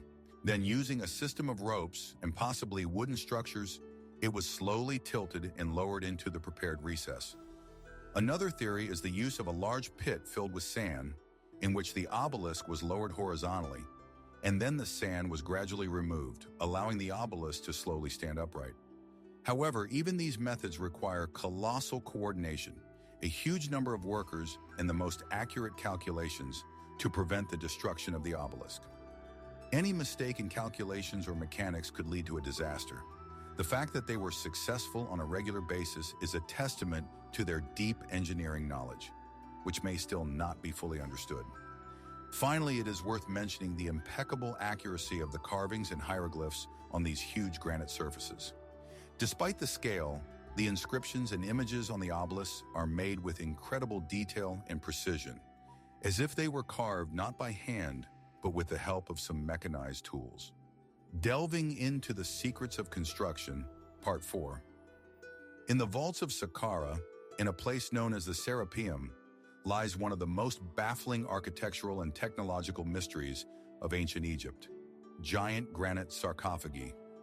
This underground necropolis served to bury the sacred bulls of Apis, the incarnations of the god Ptah. Inside the carefully carved rock tunnels and chambers are 24 colossal sarcophagi, each of which is a single monolith of polished granite, and some of them are made of diorite and even harder stone. Each sarcophagus weighs from 60 to 100 tons, and their lid about 30 tons each. The main question is not so much in their purpose, but in their manufacture. The precision of these massive granite blocks is amazing. The surfaces of the sarcophagi are perfectly flat, and the corners are absolutely straight and sharp, as if cut with a laser. Moreover, the inner surfaces of the sarcophagi are also perfectly polished, flat, and parallel, which is even more challenging than the external treatment. To achieve such precision in an enclosed space, it requires the use of tools that can work with great precision and under pressure, as well as be able to remove material. No ancient Egyptian tools known to us, such as copper chisels and abrasive sand, could have provided such precision and quality of processing. Experiments show that it is almost impossible to achieve such smoothness and parallelism of the inner walls manually. This suggests that the Egyptians had some kind of large-scale mechanical tools, perhaps giant lathes or drilling rigs, capable of working stone with unprecedented precision. Some researchers suggest that the internal grinding used rotating mechanisms with abrasives that could work in a confined space. However, archaeological evidence for the existence of such machines is completely absent. In addition to manufacturing, logistics remains a mystery. How were these 100-ton sarcophagi moved from the quarries, most likely in Aswan, which is hundreds of kilometers away, and brought to the Serapeum, then lowered into the narrow, winding underground tunnels? The tunnels leading to the sarcophagi are sometimes so narrow that they leave only a minimal gap on the sides for the passage of the sarcophagus. This required incredibly precise maneuvering and mass control. Then, how were they lowered into the prepared niches, which also perfectly matched the size of the sarcophagi? Lifting and moving such objects in conditions of limited space underground seems to be a colossal engineering task that goes beyond primitive technologies. Some alternative theories suggest that the Serapeum, it could be not just a necropolis for bulls, but had some kind of energy or technological purpose. Perhaps the sarcophagi were not used for burial, but for some other purposes related to energy or storage. There is a hypothesis that these sarcophagi could be part of some resonant devices that can generate or focus energy. Regardless of their true purpose, the precision of their manufacture and the complexity of their movement remains some of the most compelling evidence for the presence of lost or unexplained technologies among the ancient Egyptians. The lack of records or images explaining the process of creating these sarcophagi only deepens the mystery, making them one of the most striking examples of the advanced knowledge that ancient builders seem to have possessed. Delving into the secrets of construction, Part 5. As we continue to explore the monumental construction mysteries of ancient Egypt, we will once again turn to the unfinished obelisk in Aswan, a colossal granite monolith that was supposed to be the tallest obelisk in history. It gives us a unique, if incomplete, picture of the methods that were used to extract the stone. This obelisk, if completed, would reach approximately 42 meters in height and weigh about 1,200 tons. It was left in the quarry because of a crack that appeared in the stone during its carving. At the site of its occurrence, clear traces of work are visible, rows of cuttings made with hand tools. It is assumed that the workers used dolerite chips and wooden wedges, which were soaked in water so that they swelled and split the stone. However, the scale of this work in progress only highlights the ambition and unknown methods possessed by the ancient builders. Despite the fact that we can see traces of manual labor, the question remains, how were they going to remove such a massive block without splitting, given that the crack appeared at the carving stage? The crack essentially stopped the project.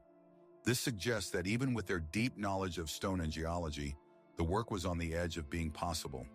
The lack of archaeological finds of tools capable of processing granite in such volumes with such precision and efficiency is one of the greatest mysteries. Copper or bronze tools are too soft for granite, and iron tools appeared much later. This leads many researchers to wonder if they had some lost technology or method that allowed them to soften the stone or work with it in a different way than we might imagine. Even more mysterious are the strange drilling marks found on many granite blocks, statues, and even in the pyramids themselves. These tracks have clear spiral grooves that indicate the extremely high speed of rotation of the drill bit and the enormous pressure it exerted on the stone. The depth of penetration and cleanness of the cut do not correspond to the capabilities of primitive copper or bronze drills with an abrasive. If the Egyptians had used copper tubes with sand as an abrasive, the tracks would have been more uneven, and the penetration rate would have been much lower. However, we see perfectly round holes, some of which have a conical shape, and spiral grooves on the walls indicate a rapid removal of material. Some researchers suggest that these traces may have been left by some kind of sonic or ultrasonic drilling, where high-frequency vibrations allowed breaking the molecular bonds of the stone, or by using unknown, much harder materials that could affect the stone at the molecular level and not just mechanically. How could they have had such knowledge or materials? The lack of any recordings or images showing such tools only deepens the mystery. Delving into the secrets of construction, Part 6. Continuing to explore the technological aspects, we turn to assumptions about the use of water for construction, namely hydraulic methods for moving multi-ton blocks. The idea is that the ancient Egyptians may have used a complex system of locks, canals, and reservoirs to flood construction sites or create waterways through which blocks could be floated to their destination. If the blocks could float or move with minimal friction on the water surface, it would greatly facilitate their transportation and installation, especially for those who are relatively close to the Nile. This would explain how huge blocks mined from Aswan or other quarries were brought to the Giza Plateau. Although the Egyptians were masters of Nile management and irrigation, creating complex canal systems for agriculture, convincing archaeological evidence of the large-scale use of hydraulic systems for the construction of megaliths has not yet been found. Theories suggest building temporary dams and pools around construction sites, which were then filled with water so blocks could be delivered on rafts or moved across the water. However, the scale of such hydraulic structures required to move millions of blocks would be colossal and would likely leave more traces. The lack of such evidence makes this hypothesis one of many that explains some aspects, but does not provide a complete solution to the mystery. Finally, the question of how to achieve the perfect evenness of huge areas of temples and pyramids on an uneven landscape is also admirable. The foundations of some temple complexes, such as Karnak, cover dozens of hectares and their surfaces are perfectly leveled. The Giza Plateau, for example, has a natural slope, but the base of the Pyramid of Cheops is perfectly flat with an accuracy of several centimeters over the entire area, more than 5 hectares. This required incredible geodetic knowledge and leveling techniques. Modern builders use laser levels, theodolites, and total stations to achieve this precision. The Egyptians are supposed to have used water levels, small channels filled with water, or simply water tanks, and plumb lines. But their application on such a scale and with such precision seems incredible. Leveling a huge area with water levels would require hundreds, if not thousands of measurements and very careful adjustments. This may indicate that they have much more advanced measurement tools or methods that have not come down to us.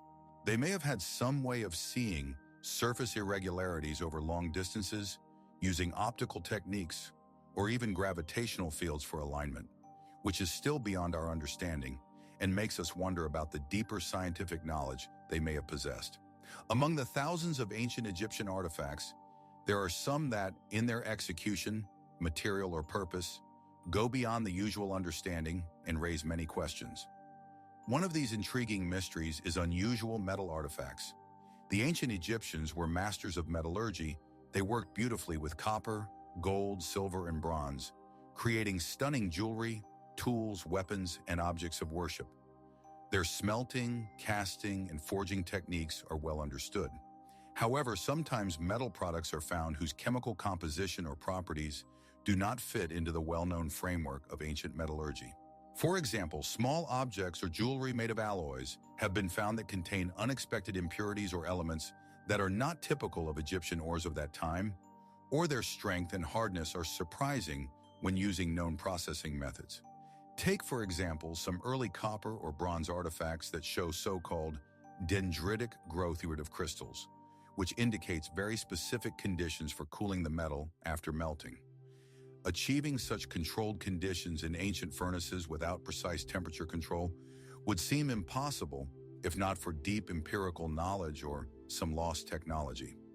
Some artifacts, such as the finest gold threads for jewelry or microscopic details made of copper and bronze, seem to require equipment capable of working with amazing precision, far beyond manual labor. This raises the question of the existence of lost techniques for alloying or processing metals that allowed them to achieve unique properties or shapes. Of particular interest is iron in ancient Egypt. Although Egypt entered the Iron Age quite late, after 1000 BC, rare iron objects dating from much earlier periods have been found, such as the famous iron dagger from the tomb of Tutankhamun, 14th century BC. Analysis has shown that this dagger is made of meteorite iron, which explains its early appearance.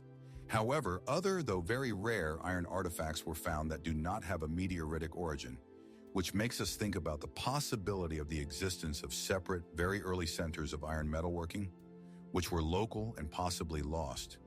How did they process this iron without the high-temperature furnaces needed to make it from the ore?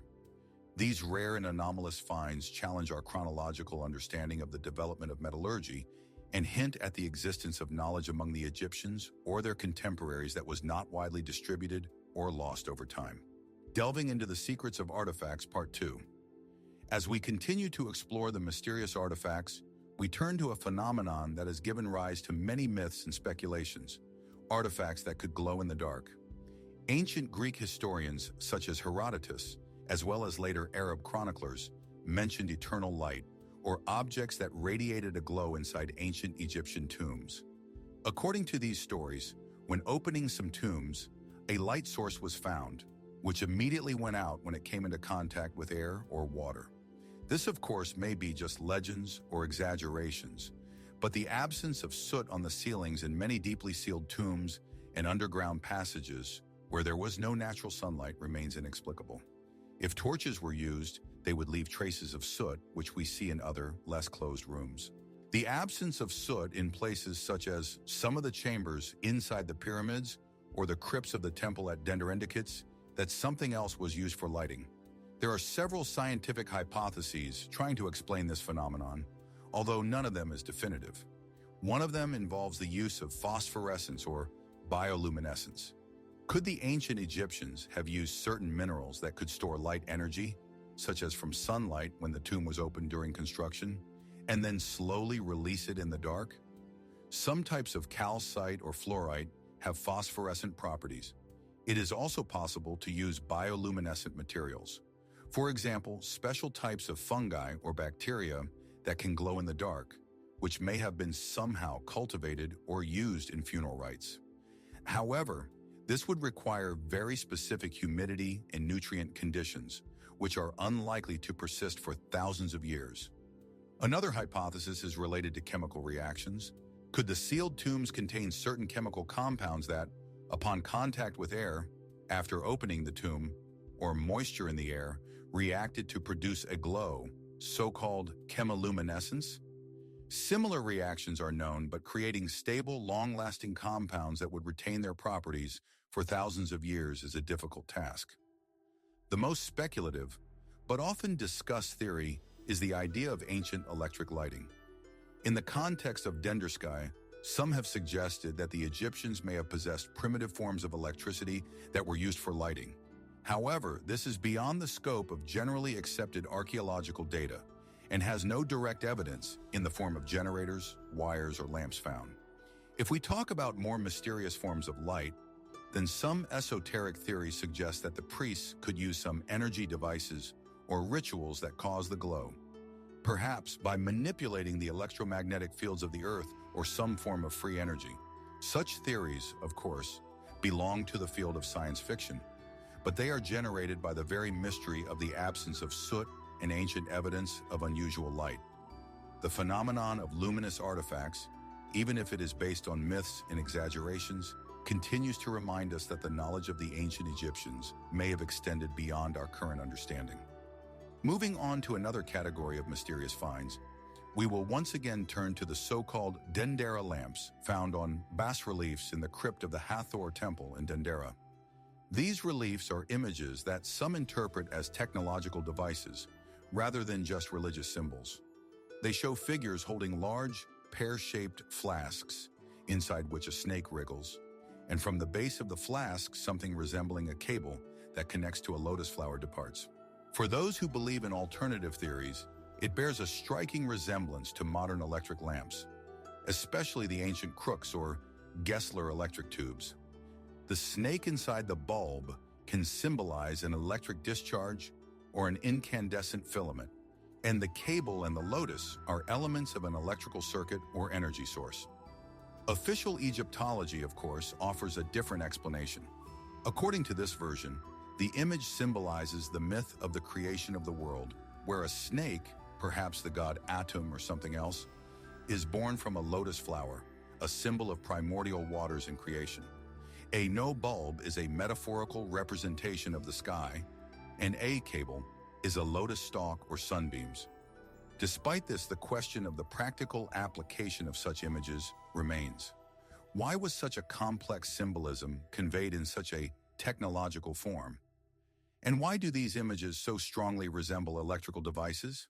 In addition to the lamps, the absence of soot on the ceilings in the deepest and most enclosed areas of the temple, where sunlight did not penetrate and where torches would leave characteristic black traces, only strengthens the mystery. If the Egyptians had used electric lighting or another unknown light source, it would have upended all our ideas about their technological level.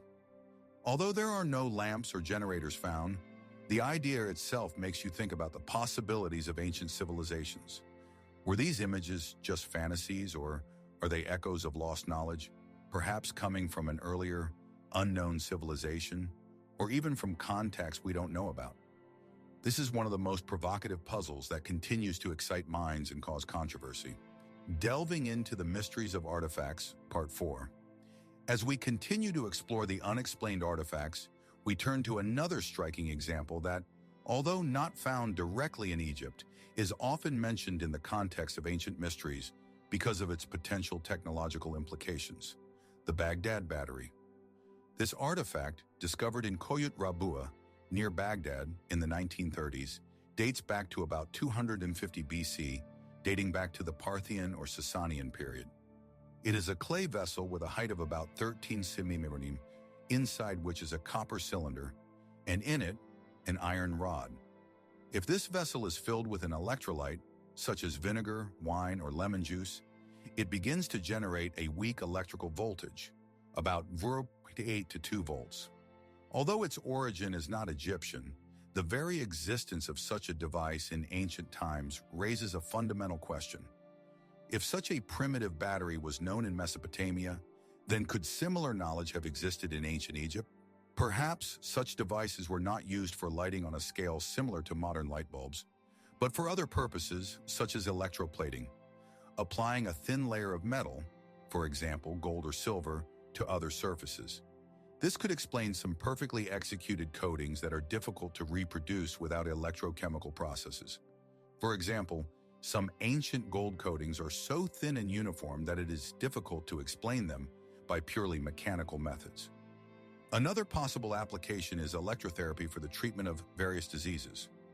Ancient medical texts describe procedures that could be facilitated or enhanced by weak electrical discharges, or such devices could be used in certain rituals to create a miracle effect or to stimulate altered states of consciousness. Critics point out that there is no direct evidence of the use of the Baghdad battery as a source of electricity, and its purpose could be purely ritual or for storing scrolls.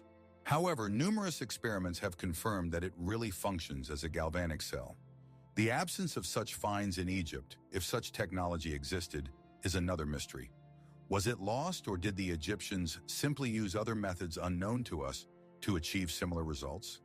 If so, this means that ancient civilizations had much deeper knowledge of physics and chemistry than is commonly believed, and could have used electricity long before its discovery in modern times. Delving into the secrets of artifacts, Part 5. Among the many artifacts found in the tombs of ancient Egypt, there is one that stands out and causes heated discussions: the so-called Egyptian airplane, or, more scientifically, the bird from Saqqara. This small wooden artifact, discovered in 1898 in the tomb of Padinami in Saqqara, dates back to about 200 BC, the Ptolemaic period. Its size is modest, only about 15 centimeters in length, with a wingspan of 18 centimeters. At first glance, this is an ordinary bird figurine, similar to a falcon or dove, which could be a toy or a ritual object. However, with a more detailed study and aerodynamic analysis, amazing features begin to appear that make many doubt its simple interpretation. Unlike conventional bird models, the Saqqara bird has very short and thick wings located closer to the front of the body.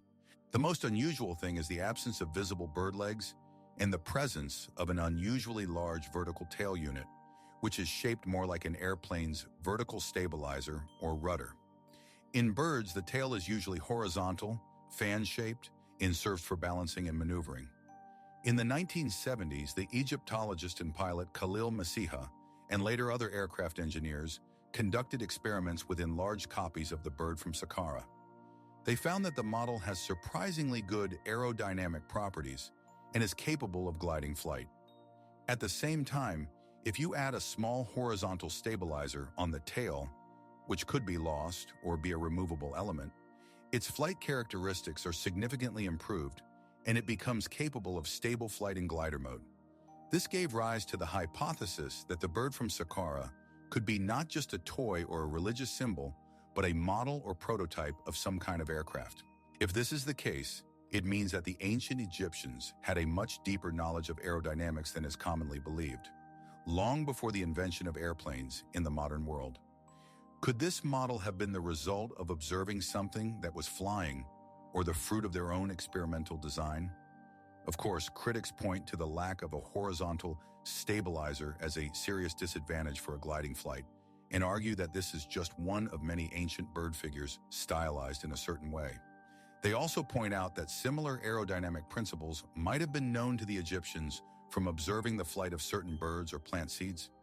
However, the unique combination of its shapes, which differs from typical bird images, and confirmed flight characteristics continue to support alternative theories.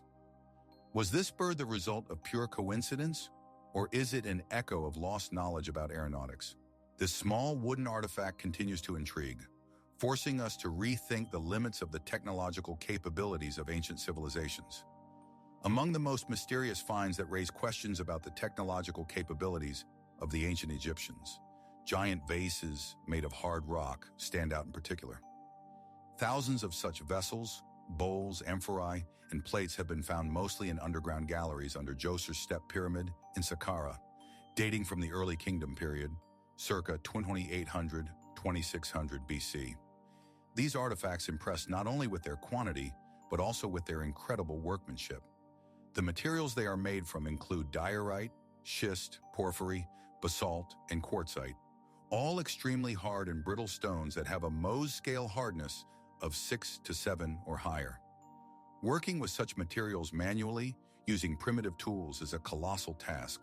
However, these vases have a striking symmetry, perfectly thin walls, sometimes only a few millimeters thick, and perfectly smooth polished surfaces, both outside and inside. A special mystery is represented by vessels with narrow necks, but at the same time having wide, perfectly polished internal cavities. How could ancient craftsmen achieve such precision and smoothness inside such hard-to-reach spaces? Using conventional chisels, or even sand and water for abrasive grinding would seem impossible to create such shapes and maintain such symmetry. Modern craftsmen would need high-precision, numerically controlled machines, diamond tools, and sophisticated optical inspection to perform such work. Critics claim that these objects may have been created using labor-intensive manual techniques, such as drilling a central hole and then using curved abrasive tools to gradually remove material from the inside. However, the scale and accuracy of manufacturing thousands of such products raise doubts about the purely manual method. If this were the case, each such vessel would take years or even decades of labor, making mass production virtually impossible. This leads to alternative theories. Could the ancient Egyptians have used some lost technology that allowed them to process stone with such speed and precision? Some suggest that they had the forms of high-speed lathes or drilling machines, possibly powered by water or other energy sources. Other, more radical hypotheses talk about methods of softening the stone, which would allow it to be formed like clay, and then restore its hardness, or even about the technology of stone casting, similar to the theory of geopolymer modeling. Concrete.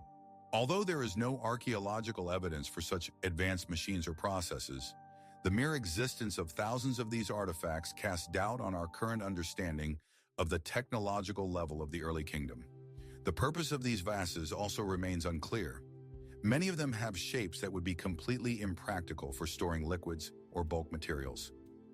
They may have had a ceremonial, symbolic, or even some energetic meaning that we cannot yet decipher.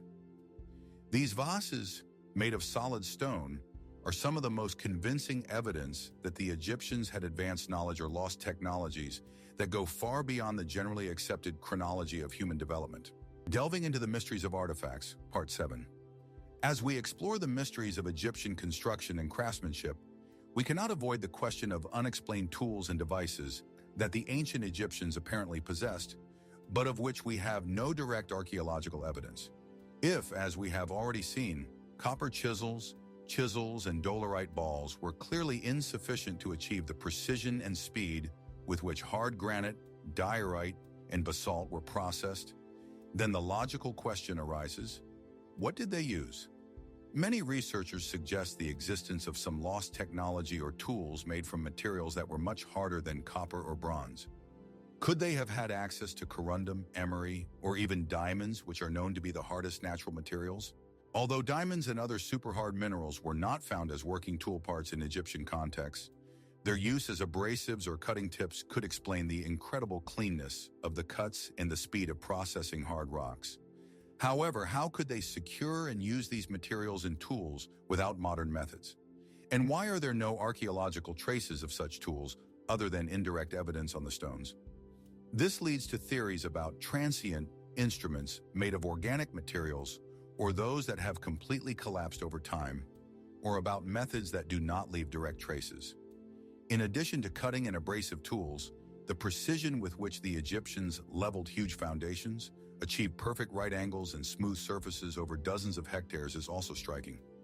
This requires not only skill, but also extremely precise measuring devices. Although archaeologists have found plumb lines and squares, similar to modern construction squares, their primitive appearance seems insufficient to achieve the observed millimeter accuracy on a gigantic scale. Could they have used some optical devices, reflection systems, or even primitive forms of laser leveling based on water or light that have not survived to this day? This would be evidence of a deep knowledge of geometry, optics, and even physics that goes beyond the conventional understanding of ancient civilizations. Some hypotheses also relate to the lost knowledge of mechanics. The Egyptians certainly knew about levers and inclined planes, but what if their understanding of simple machines was much deeper? Could they have used more complex systems of pulleys and pulleys capable of significantly increasing the lifting force, or some form of pneumatic or hydraulic hoists driven by water or air? The lack of solid wood or metal parts that could have been part of such systems is a counterargument, but it's possible they used other, less durable materials. Every time we see colossal blocks raised to an unimaginable height, the question arises about the scale of the force used and how to multiply it. Perhaps some ancient tools were so specialized and targeted that their purpose or principles of operation remain a mystery to us. As we continue to explore the mysterious artifacts, we encounter intriguing objects and images that seem similar to modern technology, which gives rise to the most daring hypotheses. The most well-known example that we have already covered is the dendrite lamps, discussed in Chapter 25. These bas-reliefs depicting lamp-like objects with a coiling snake inside and connecting cables continue to strikingly resemble electric discharge tubes. If this is not just symbolism, then it may be evidence of the Egyptians' knowledge of electricity or its use for lighting, which turns all our ideas about technological development upside down. The absence of soot in the deep rooms of the temple, where these lamps are depicted, only increases this intrigue, hinting at the use of some clean light source. But dendrite lamps are not the only example. In the context of the Abydos hieroglyphs discovered in the Temple of Seti I, some images, as already mentioned, at a certain angle of view, and due to the effect of superimposing later hieroglyphs on old ones, surprisingly resemble modern technological devices such as a helicopter, submarine, tank, and fighter plane. Although the official explanation boils down to a palimpsest, rewriting of hieroglyphs, proponents of alternative theories insist that such exact coincidences are too improbable to be accidental. They suggest that these images could be either echoes of an older, highly developed civilization that owned such technologies, or even evidence of paleo contact, meetings of ancient Egyptians with extraterrestrial civilizations that own such devices. Of course, this interpretation is highly controversial and has no direct scientific evidence, but the visual similarity continues to intrigue. In addition to large images, sometimes there are individual figures or models that also raise questions. In addition to the bird of Saqqara, Chapter 27, some small archaeological finds described as toys or ceremonial objects have unusual shapes that in some interpretations resemble elements of mechanical devices, For example, gears, cogs, or tubes in unusual ancient contexts. These objects, of course, may be simply stylized images of animals, plants, or ordinary household items, but their unusual shapes sometimes provoke ideas about their true, possibly technological purpose. All of these objects that look like modern technology fall under the concept of out-of-place artifacts. Artifacts, UPART. These are artifacts that do not seem to fit into the generally accepted historical or technological chronology of their time. Their existence calls into question our current models of civilization and technology development. Of course, it is important to keep in mind the phenomenon of pareidolia, the tendency of the human brain to see familiar images or patterns in random or fuzzy data. It is pareidolia that is often explained by the similarity of hieroglyphs with airplanes or dendrites lamps with light bulbs. However, even with this in mind, the surprising accuracy and repeatability of some of these similarities makes you wonder. If these objects and images are really echoes of lost knowledge or encounters with more advanced civilizations, then this changes not only the history of ancient Egypt, but also the whole of humanity. The puzzle is to find compelling evidence that would translate these fascinating hypotheses from the realm of speculation into scientific fact. Delving into the secrets of lost knowledge. Part 1. Among the most fascinating mysteries of ancient Egypt is the possibility of lost libraries and archives that could hold invaluable knowledge that radically changes our understanding of history. The most famous and controversial of these hypotheses is the assumption of the Hall of Chronicles under the Sphinx. This idea, popularized by Edgar Cayce, an American mystic and clairvoyant, claims that under the right paw of the Great Sphinx is a hidden chamber containing ancient scrolls and artifacts left by a highly advanced civilization, possibly the Atlanteans, that contain the complete history of mankind, cosmic knowledge, and prophecies about the future.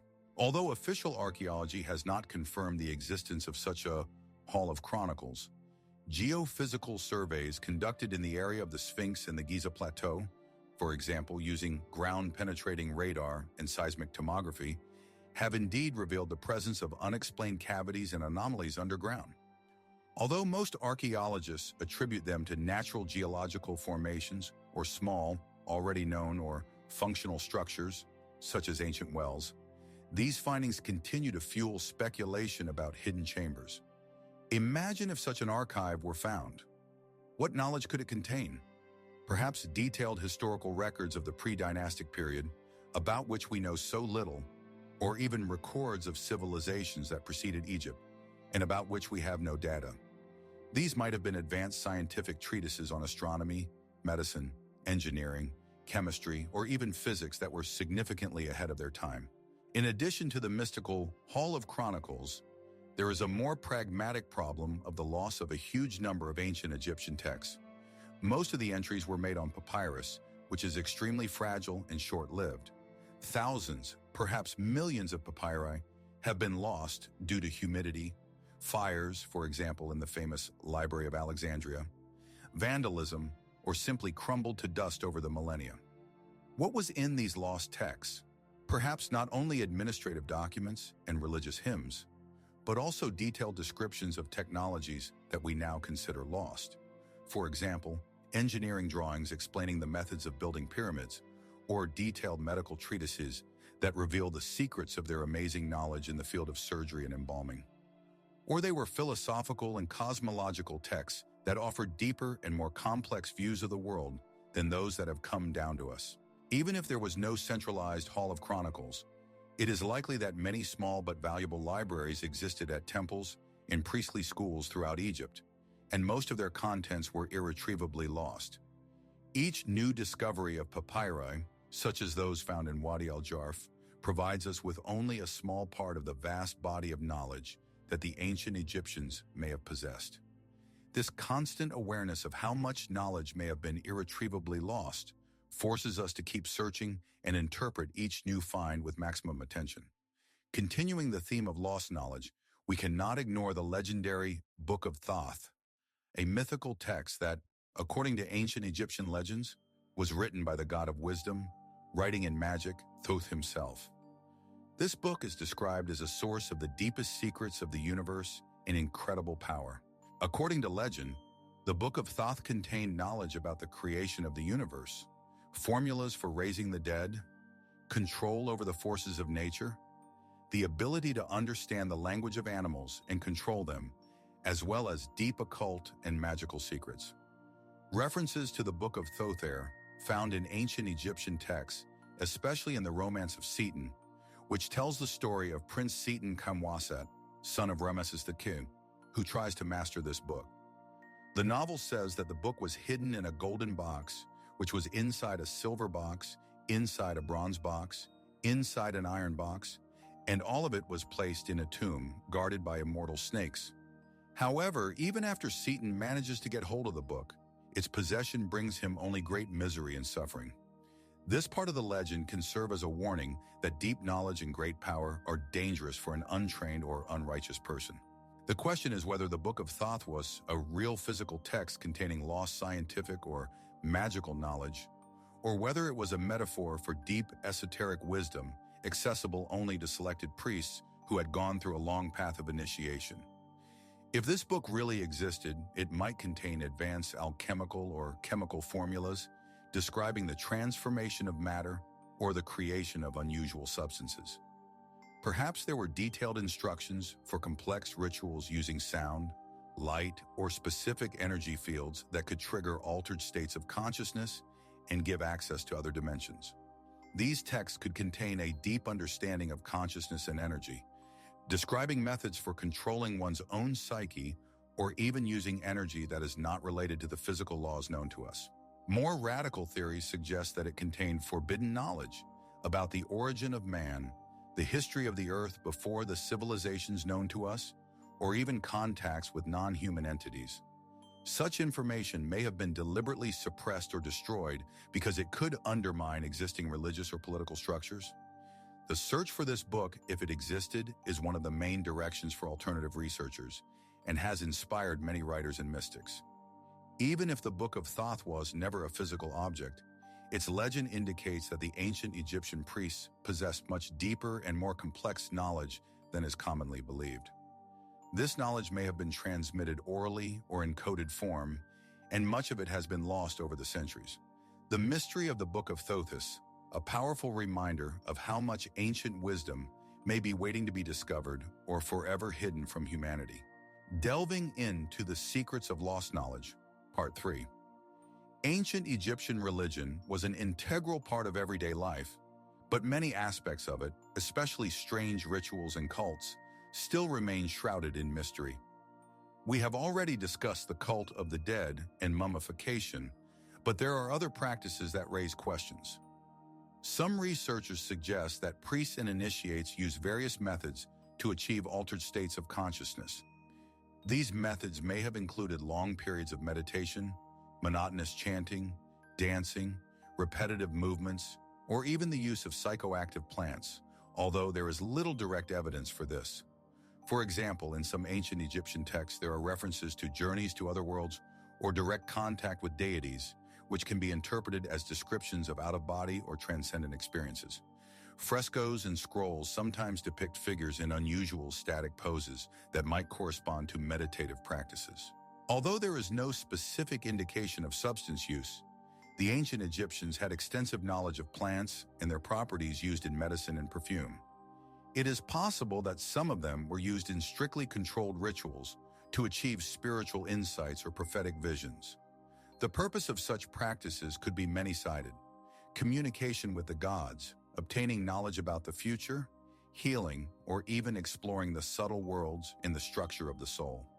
The role of dreams and visions in Egyptian religion was enormous. It is believed that the gods could communicate with people through dreams. There may have been active methods for invoking and interpreting such dreams. A particular mystery is the secrecy of some cults, such as the cult of Osiris, which had a complex mythology associated with death, resurrection, and the afterlife. Some of the rites of Osiris were known only to initiates, which means that their true meaning and details have been lost to us. The same goes for aspects of the cult of Ra, the sun god, especially those related to his nocturnal journey through the underworld. If these cults contain deep cosmological or esoteric knowledge passed down by word of mouth or in coded form, then much of that knowledge probably disappeared over time. This may explain why we find only fragments of the mosaic of their spiritual worldview. Also worth mentioning are some unusual animal cults and the scale of animal mummification. Millions of mummies of sacred ibises, cats, crocodiles, falcons, and other animals have been found in the vast catacombs. While some of this was due to the simple veneration of the deities embodied in these animals, this scale makes you think about deeper reasons. Could these animals have been used in special rituals for prophecy, as guides to the afterlife, or as living vessels for deities, whose essence was then preserved after death?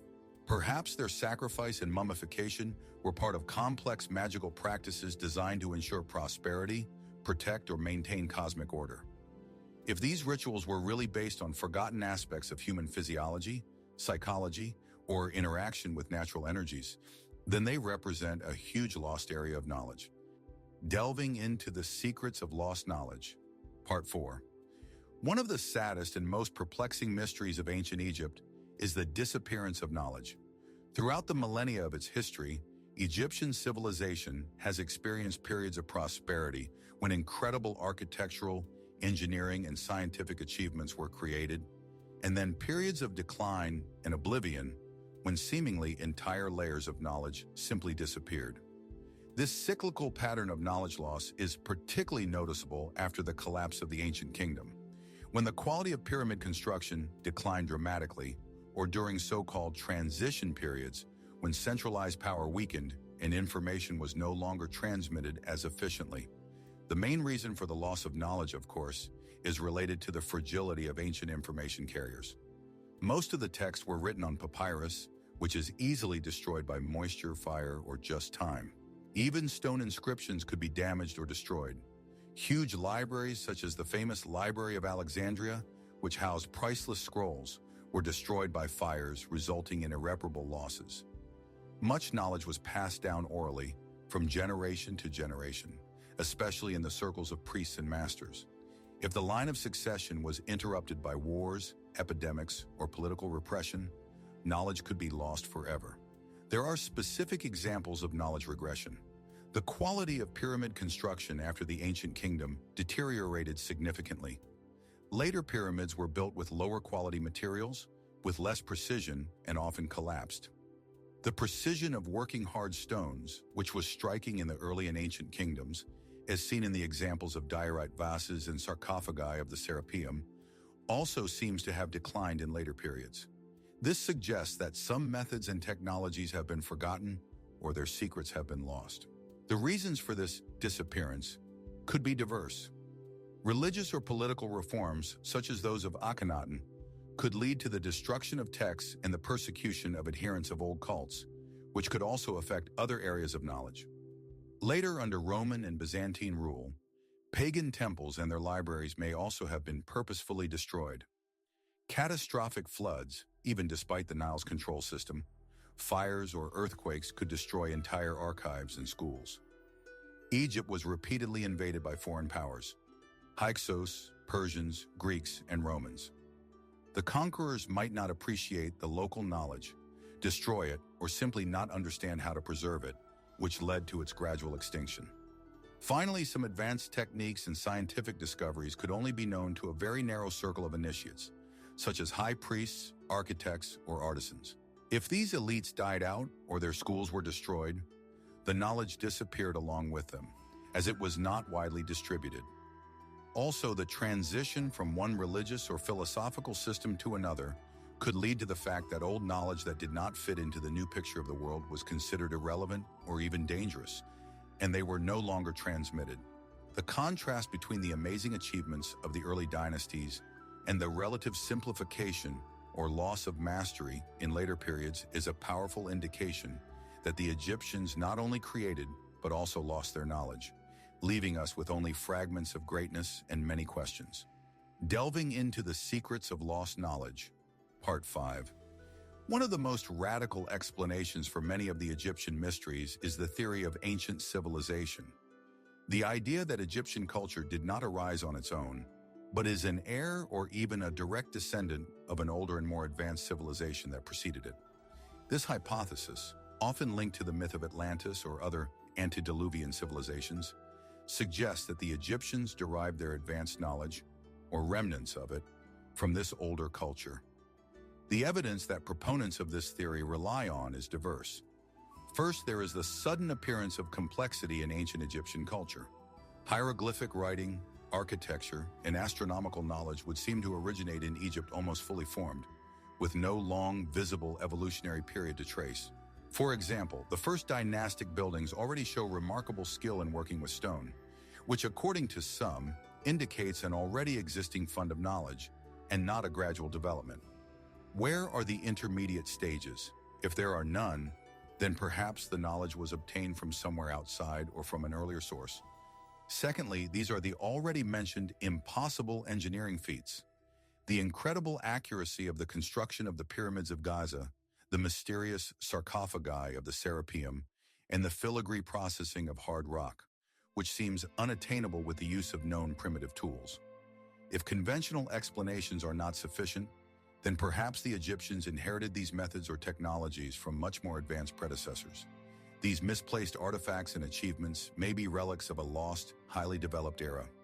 Third, these are common global patterns. Some researchers point to similarities between megalithic structures in Egypt and similar structures in other parts of the world, such as South America, such as Pumapunku or Sacsayhuaman, or Asia. These common features, the use of massive stones, the precise fit, the astronomical orientation lead to the assumption that there was a common, ancient, possibly global ancestor civilization that spread its knowledge or technology around the world before it disappeared. Finally, ancient mythology is important. Many cultures, including the Egyptian one, have myths about the Great Flood or the First Time, Egyptian for Zep Tepi, a golden age when the earth was inhabited by gods or highly developed beings who brought knowledge and civilization to people. These myths are interpreted as echoes of the true story of a previous highly developed civilization that was destroyed by a cataclysm, such as a flood, and only a few survivors passed on the remnants of their knowledge to subsequent generations. The connection to Atlantis mentioned by Plato in his dialogues, Timaeus and Critias, often used in this context, with some scholars, such as Edgar Cayce, explicitly stating the connection of Egypt to the Atlantean civilization. Of course, academic archaeology overwhelmingly rejects these theories due to the lack of direct, convincing archaeological evidence for the existence of such a global antecedent civilization. However, the constant appearance of unexplained artifacts and achievements in ancient Egypt continues to fuel these hypotheses, maintaining their appeal for those seeking deeper answers to questions about the origins of human civilization and its incredible achievements. The most daring and perhaps the most controversial of all the hypotheses designed to explain the inexplicable mysteries of ancient Egypt is the possible extraterrestrial influence. This theory, known as the ancient astronauts or paleocontact theory, claims that humanity received knowledge and technology from highly advanced alien civilizations that visited Earth in ancient times and may have interacted with the ancient Egyptians. Proponents of this theory give several arguments. First, these are technological anomalies which we have already discussed in detail. Impossible? From the point of view of the well-known technologies of that time, the construction of pyramids, amazing precision processing of hard stones, as well as mysterious artifacts such as dendera lamps or bird from Saqqara. If these achievements cannot be explained by Earth-based means and known methods, then they may be the result of extraterrestrial assistance or direct training. The idea is that extraterrestrials could have either been directly involved in the construction or passed on to the Egyptians the cutting-edge knowledge that enabled them to make these technological leaps. Secondly, these are UFO-like images or symbols in ancient Egyptian art. The already mentioned Abydos hieroglyphs, which in a certain interpretation resemble modern aviation equipment, are used as proof that the Egyptians saw such devices. Dendera lamps can also be considered not only as electrical devices, but also as some kind of alien technology. Some proponents of the paleocontact theory also point to images of humanoids or beings in spacesuits in various world cultures, although there are few direct, unambiguous such images in Egypt, interpreting them as images of aliens. Third, the astronomical knowledge of the ancient Egyptians. The incredibly precise orientation of the pyramids to the stars, as well as the supposed correlation of their location with the constellation Orion, Orionovoi, the Orion correlation theory, according to some, indicates knowledge that could only be obtained from an advanced source.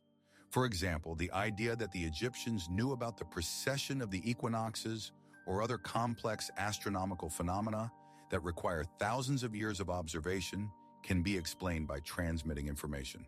Fourth, an interpretation of Egyptian mythology. Some gods, such as Osiris, Thoth, or Hathor, are described as beings who came to earth from heaven, brought knowledge and civilization, and then returned to their starry homes. These stories can be reinterpreted as memories of actual contacts with alien visitors who played the role of gods for ancient people. The image of Thoth as a giver of knowledge and inventor of writing, he is especially often associated with an extraterrestrial source.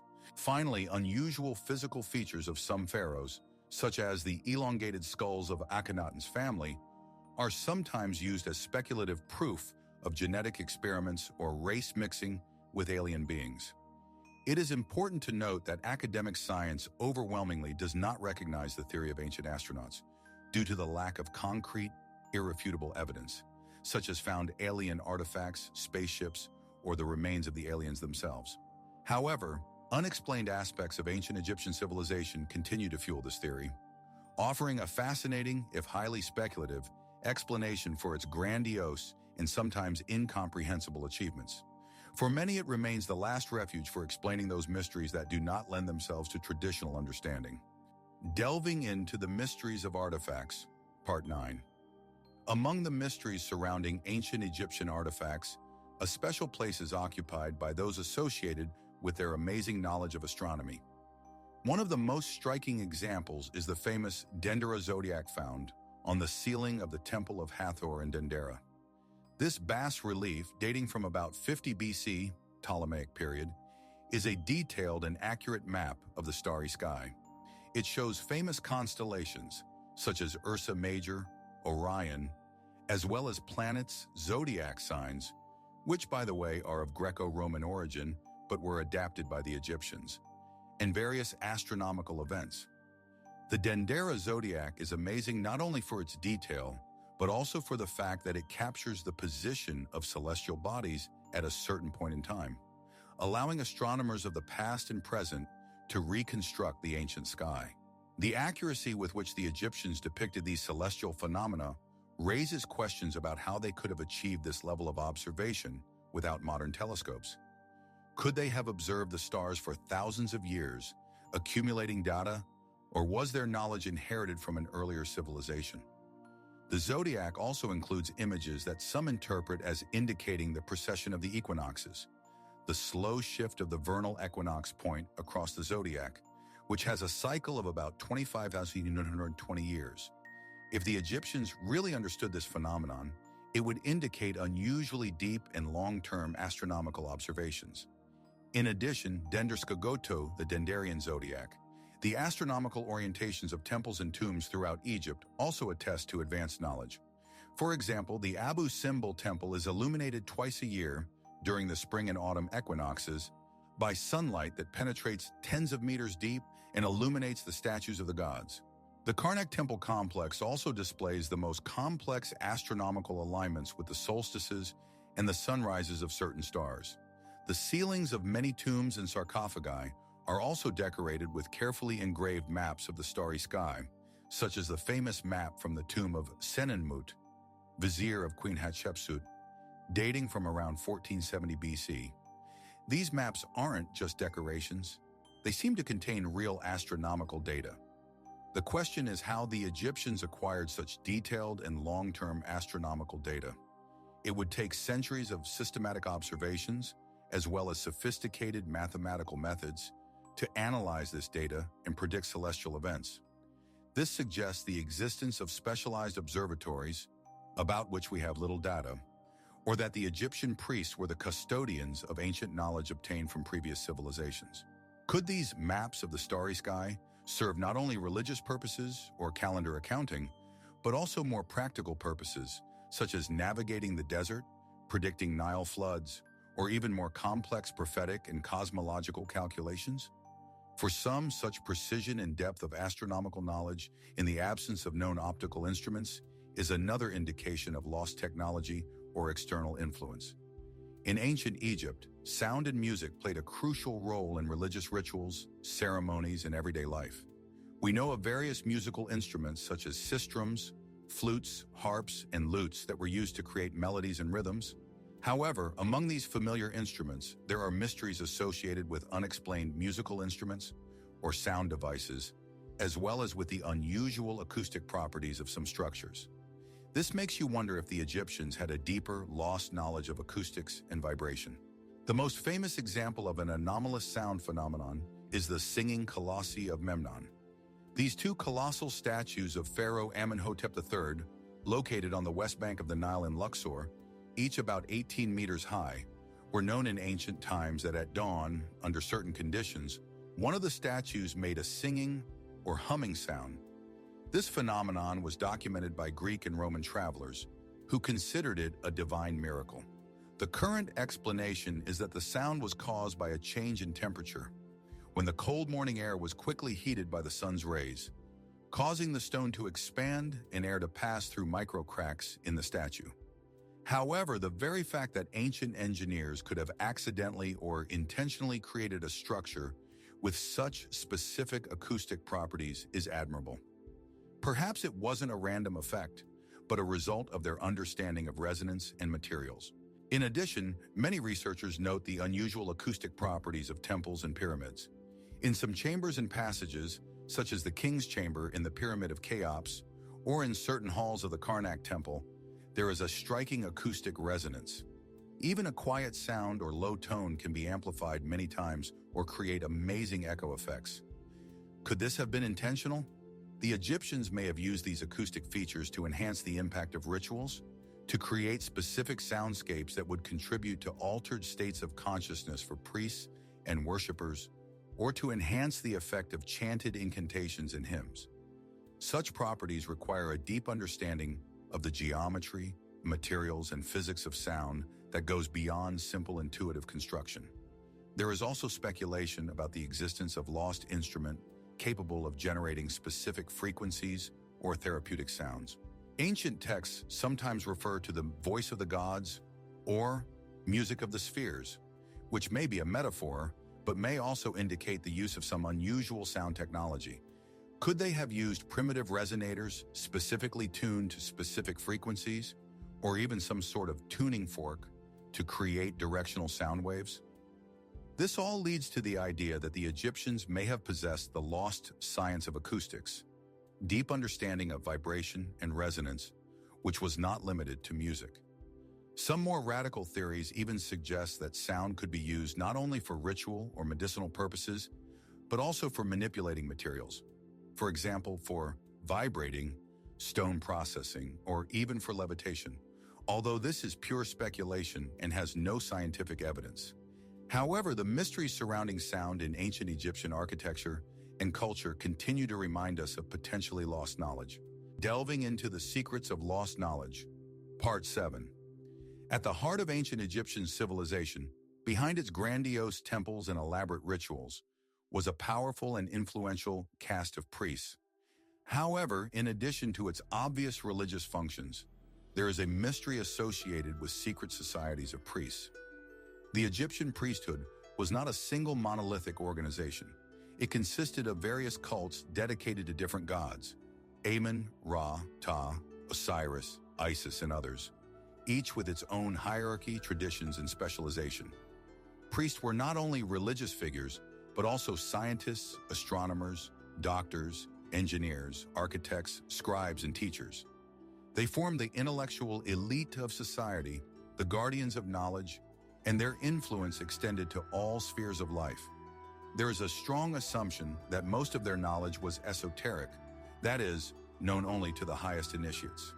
Why was this knowledge kept secret? Perhaps to maintain the power and authority of the priesthood, to prevent its misuse by ordinary people, or because this knowledge was too complex and required special training to understand and apply. The concept of initiation rites and secret teachings was probably central to the transmission of knowledge. Symbolism, allegories, and elaborate rituals could serve as a way to convey complex philosophical, scientific, or even technical ideas without direct written instructions available to the general public. For example, the architectural features of temples could encode astronomical or mathematical principles understood only by initiates. The temple schools, known as Per-Ankh or House of Life, were centers of learning and preservation of knowledge where papyri were created and copied. Although some of these texts have come down to us, the deepest aspects of their curriculum, the most guarded secrets, and perhaps the most revolutionary discoveries were probably not written down, or were written down in such a way that it is impossible to understand them without a key. It can be assumed that in the depths of the temples or under them, there were hidden chambers or archives, accessible only to these secret societies, where the most profoundly valuable materials were stored, knowledge that is inaccessible to the outside world. The lack of archaeological evidence for such secret archives is not a definitive rebuttal, since by definition, they must be well hidden. If the priests really had advanced knowledge in medicine, for example, complex operations that we can't fully explain, or in the use of energy, these secrets would be closely guarded. Delving into the secrets of lost knowledge, Part 8. Continuing the theme of secret lore in societies, we encounter more mystical concepts, such as the mystery of the Temple of Set or the secret society of the Nine. It is important to note that these ideas come more from modern esoteric traditions and alternative historical theories than from direct archaeological or ancient Egyptian texts. Nevertheless, they reflect a deep human need to explain the inexplicable and to present the existence of hidden centers of power and knowledge in ancient times. The secret society of Nine is often associated with the Egyptian Ennead of Heliopolis, a group of 9 major deities: Atum, Shu, Tefnut, Geb, Nut, Osiris, Isis, Set, and Nephthys. If this religious concept was perceived not only as a pantheon, but also as a real structure, then the Society of Nine could be a kind of secret council of high priests or rulers who have absolute hidden knowledge and control key aspects of Egyptian civilization. The power of the priesthood in Egypt was enormous, and it is only logical that the most important decisions and the deepest secrets could be kept in a narrow circle of the chosen. These priests may have been the guardians of lost technologies, occult techniques, or philosophical truths that were too powerful or dangerous to be widely disseminated. If such a society existed, its secrecy would be so high, which explains the complete lack of direct evidence of its activities. The concept of the Temple of Set is even more provocative. The god Set in Egyptian mythology was a complex figure. He was originally worshipped as the god of storms, chaos, and war, but also as the protector of the god Ra on his nocturnal journey. However, over time, his image became more negative, especially after the conflict with Osiris, and he became associated with evil and destruction. Could the Temple of Set have been a place where forbidden or dark knowledge was cultivated? Perhaps it was a society that explored aspects of existence related to chaos, transformation, death, or even the control of destructive forces? Or it could be a hidden sect that rejected the mainstream. It also sought a different understanding of the world. In any case, such a cult would be extremely secret, which again explains the lack of archaeological evidence. The implications of such secret societies are enormous. If they really possess lost technologies, advanced medical knowledge, or deep metaphysical truths, then this means that part of ancient Egyptian history and science remains completely unknown to us. Their secrecy may have been the only reason why this knowledge was not lost during periods of decline or conquest, but at the same time, the same secrecy made it inaccessible to subsequent generations. These hypotheses, although the product of modern interpretations of antiquity, highlight the deep mystery and complexity of ancient Egyptian civilization, which may be hiding far more secrets than we can imagine. Delving into the secrets of lost knowledge, Part 9. In ancient Egypt, the line between religion, science, and what we would today call magic was extremely blurred. The role of magicians and sorcerers in Egyptian society was unique and deeply ingrained. And it was not just quackery. The Egyptian concept of magic, Heka, was perceived not as a focus, but as a fundamental force inherent in the universe, which could be used by trained and initiated people. These magi, often Heka priests or reciters, did not stand alone, but were integrated into the temple hierarchies and the royal court. They were considered experts in understanding and manipulating cosmic forces, and their skills were in demand at all levels of society, from the pharaoh to the common farmer. The practice of Hake covered a wide range of phenomena. It was a protective magic that was expressed in wearing amulets, casting spells to ward off evil, protect against diseases and curses. There was healing magic, which was often combined with medical knowledge. Special incantations or talismans were added to potions and procedures, which were believed to enhance the effect of treatment, affecting the spiritual or energetic cause of the disease. Divination and prophecy were also part of their repertoire, where priests used various techniques, such as dream interpretation, stargazing, or divination from the entrails of animals, to anticipate the future or gain hidden knowledge.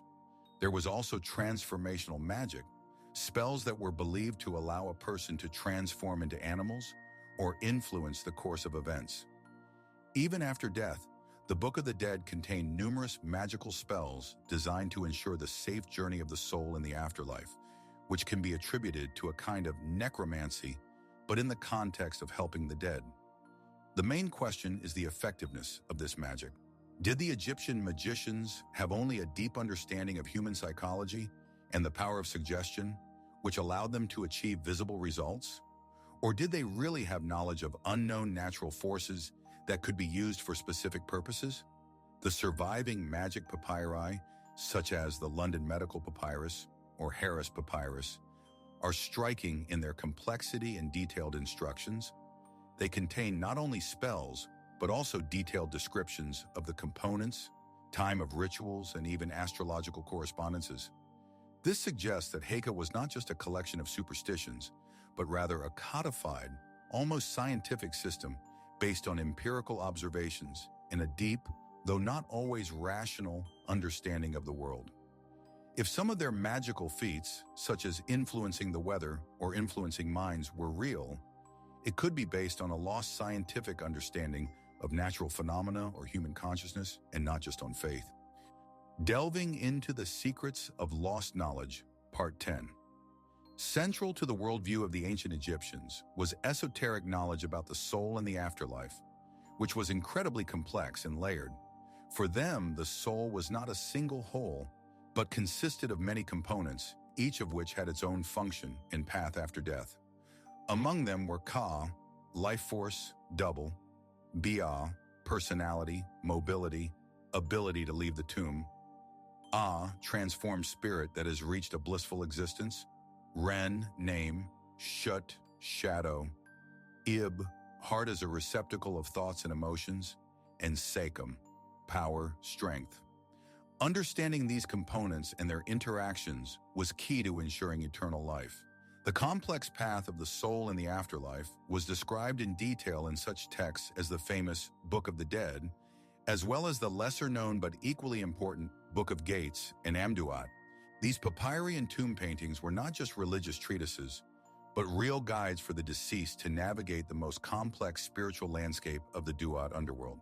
They described the dangers, the demons, the deities to meet, and the correct spells and formulas to pass the trials and achieve bliss in the fields and mountains. The esoteric nature of this knowledge was obvious. Why was the concept of the afterlife so complex? Was it a metaphorical map of the psychological states that a person experiences after death, or a literal description of real spiritual realms? Perhaps it was both. Elaborate funerary rituals and the mummification process were an integral part of this esoteric knowledge. Each stage of mummification, each spell, and each offering was designed to ensure the reunion of all the components of the soul and its successful passage to the afterlife. This implies not just a set of superstitious beliefs, but a deep practical understanding, from their point of view, of posthumous existence, or at least an extremely developed philosophical system built around it. For example, Removing the brain and preserving the heart were very specific activities that fit their ideas about the functions of these organs in life and after death.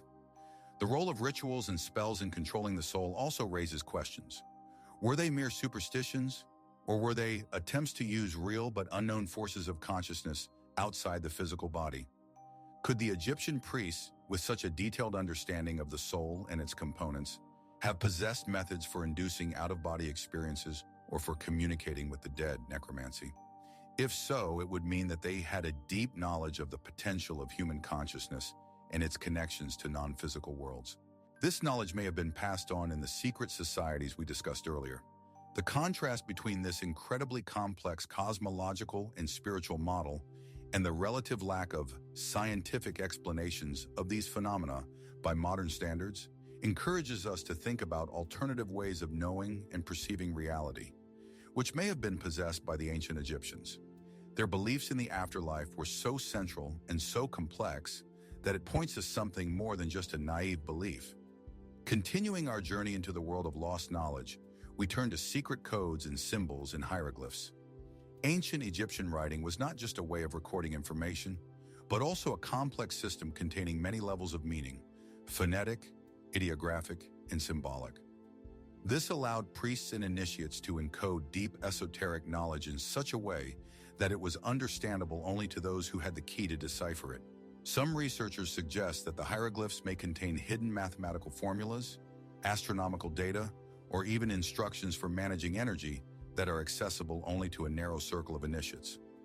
Many characters had a double or even triple meaning, which made the text multi-layered. Perhaps we only read the surface religious or historical meaning, while the deeper layer remains hidden. Next, we will look at the origin of the Great Pyramids according to legend. While official Egyptology links their construction to the pharaohs of the ancient kingdom, some ancient texts and folklore of Egypt, as well as later Arabic chronicles, paint a completely different picture. They claim that the pyramids were built long before the dynastic pharaohs, possibly before the Great Flood, and that their creators were either gods or some powerful ancient sages with knowledge beyond human knowledge. These legends often describe the use of magic, unknown mechanisms, or even sound vibrations to move and lift giant blocks. For example, Coptic traditions say that the Great Pyramid was built by the sage Hermes, Thoth, to preserve knowledge from the coming cataclysm. These alternative versions, although not confirmed archaeologically, continue to fuel the mystery of who actually erected these colossal structures and how. Mysterious purposes of structures and prophecies. Riddles 29:30. Another intriguing mystery is the predictions and prophecies that are believed to have existed in ancient Egypt. Priests and oracles played an important role in society, and many ancient texts contain predictions about future events. The most famous example is the prophecy of Neferti, dating from the reign of Snefru, before dynasty, which describes the coming of the Messiah in the times of chaos and then rebirth. Although some consider it an apocrypha written in hindsight, its existence speaks to the Egyptians' belief in the possibility of foreseeing the future. The question is how accurate these predictions were, and whether they were based on intuition, a deep understanding of the cycles of history, astronomical calculations, or some lost method of accessing information that goes beyond ordinary perception. Next, we will move on to the unexplained purposes of some structures, not funerary. Most of Egypt's grandiose structures, such as pyramids and temples, are traditionally viewed as tombs or cult centers. However, there are a number of structures or parts of them whose true purpose is still unclear. For example, some underground chambers, tunnels, or perfectly polished granite sarcophagi in the Serapeum, which would seem unsuitable for burials, suggest that their functions may have been different. Could they have been used for technological purposes, such as energy production, acoustic experiments, storage of highly valuable or dangerous materials? Or were they places for conducting rituals and tests unknown to us? The absence of mummies or obvious burial marks in some of these structures reinforces this mystery, hinting at the lost functions of these monumental creations, curses, and energies. Moving on to the darker and more mysterious aspects of ancient Egypt, we are confronted with the phenomenon of curses of the pharaohs and unexplained deaths. The most famous case is associated with the opening of the tomb of Tutankhamun in 1922. Soon after, a number of people who participated in the expedition began to die from strange illnesses or accidents, which gave rise to the legend of the curse. Journalists of that time actively picked up this idea, and it quickly spread. Although skeptics attribute these deaths to natural causes, such as ancient fungal spores, bacteria, toxic fumes, or just coincidences and stress, the aura of mystery surrounding the curse remains. Was it just a mystical combination of circumstances, a psychological effect of suggestion, or something more that the Egyptians deliberately left behind to protect their tombs? Next, we will consider hypotheses about energy fields and their effects. Some researchers, especially in the field of alternative science, suggest that the ancient Egyptians had knowledge of some invisible energy fields of the Earth, and that some of their structures, especially the pyramids, were built in special energy nodes, or were themselves generators or resonators of this energy. It is argued that these structures could have an impact on people, animals, and even inanimate objects, improving well-being, contributing to the preservation of organic substances, or even changing consciousness. Although there is no direct scientific evidence for the existence of such pyramid energies or energy nodes, experiments with pyramid plant growth or food preservation continue to generate interest. Was it an accidental side effect of architectural forms, or a deliberate use of lost knowledge about geomancy and subtle energies? Unexplained disappearances and strange occurrences. Ancient Egypt, with its vast deserts and mysterious tombs, gave rise to many stories about the mysterious disappearance of people and objects. The desert surrounding the fertile Nile Valley has always been a dangerous and unpredictable place. There are references to travelers, entire caravans, or even small expeditions that disappeared without a trace in the sand, leaving behind only rumors and guesses. Could these be ordinary natural phenomena, such as sandstorms? Or was there something more sinister behind it? Perhaps unknown traps, wandering tribes, or phenomena that have no rational explanation? Similarly, in the depths of unexplored tombs and catacombs, where the air was heavy and gloomy, there are also stories of missing explorers and artifacts that seemingly disappeared into thin air. Also, the mysteries of the strange diseases and epidemics that plagued ancient Egypt remain unsolved. Although many diseases are known to us from ancient texts and analysis of mummies, there are references to unexplained epidemics that suddenly appeared and claimed many lives, not fitting into the known medical framework. Some researchers suggest that these diseases could be associated with some kind of environmental changes, unknown viruses, or even, according to bolder versions, with something that has a supernatural nature or is associated with external influences. Finally, we will look at unexplained finds in tombs, not artifacts. In addition to gold treasures and mummified remains, archaeologists sometimes come across unusual substances, liquids or traces that are not easily identifiable. These can be strange pigments, the composition of which has not yet been reproduced, or mysterious substances found in vessels, the purpose of which remains unknown. Sometimes these are unexplained marks on the walls or floor that do not correspond to known tools or processing methods. For example, liquid gold or unusual resins that were used in the embalming process still raise questions about their properties and sources. These anomalies, while less spectacular than grand structures, still point to gaps in our understanding of ancient Egyptian technology, chemistry, or even their beliefs. The eternal mystery of Egypt. We complete our journey through 50 unexplained mysteries of ancient Egypt, a civilization that continues to challenge our understanding and imagination. From the majestic pyramids, whose engineering secrets are still not solved, to the most subtle hieroglyphs hiding perhaps deep esoteric knowledge, Egypt remains an inexhaustible source of questions. We've seen evidence of cutting-edge technologies that were seemingly millennia ahead of their time. Incredible precision processing of hard stones, astronomical alignments of structures, acoustic anomalies, and even hints of lost energy sources. We plunged into the world of lost knowledge and secret societies, assuming the existence of priests, scientists who kept the secrets of the universe, and mystical rituals that can affect consciousness and matter. The phenomena of curses, strange disappearances, and unexplained phenomena only emphasize the mystical aura surrounding this ancient land. Ancient Egypt is not just a collection of archaeological finds and historical dates. This is a living museum of unsolved puzzles, each of which invites us to think. Was it the result of thousands of years of evolution of human genius? Or did civilization rely on lost knowledge obtained from predecessors or even from extraterrestrial sources? We may never get definitive answers to all of these questions, but this is the true charm of Egypt.